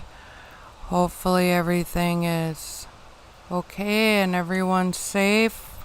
Lots of prayers going out. Sorry if I'm talking too loud. If I am, please let me know. But yeah. And if you'd like the middle screen where the cat is, if you'd like the picture right here on, let me know. Otherwise, I'll keep the cat on. It's up to you. So I am here. I can also find something else to watch in that box if you would like. Feel free to let me know. I'm happy to do anything. Thank you guys for watching. I really appreciate it.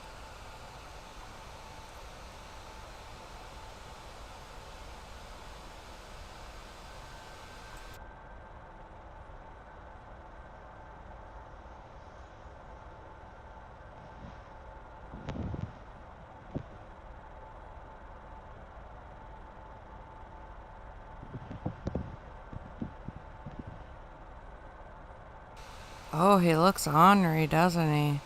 Cheech, why are you so ornery? Why are you so ornery? You be good kitty.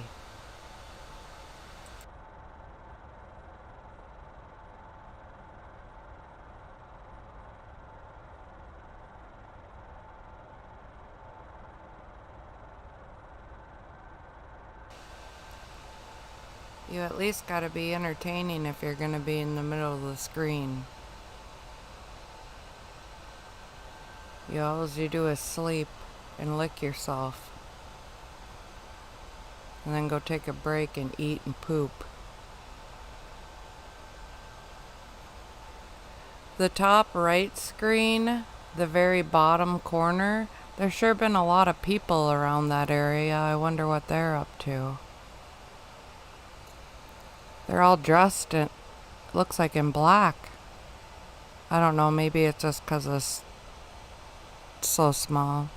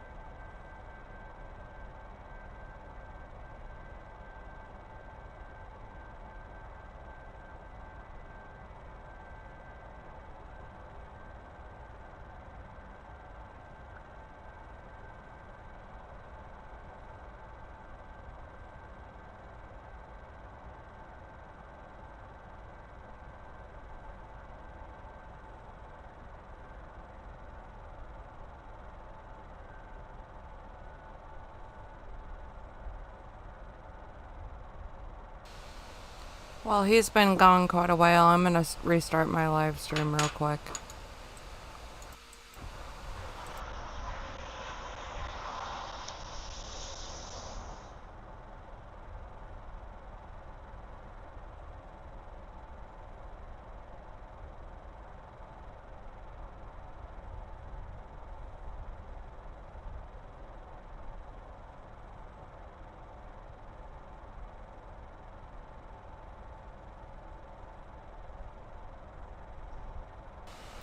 Alright, so I'm restarting it. I'll be right back.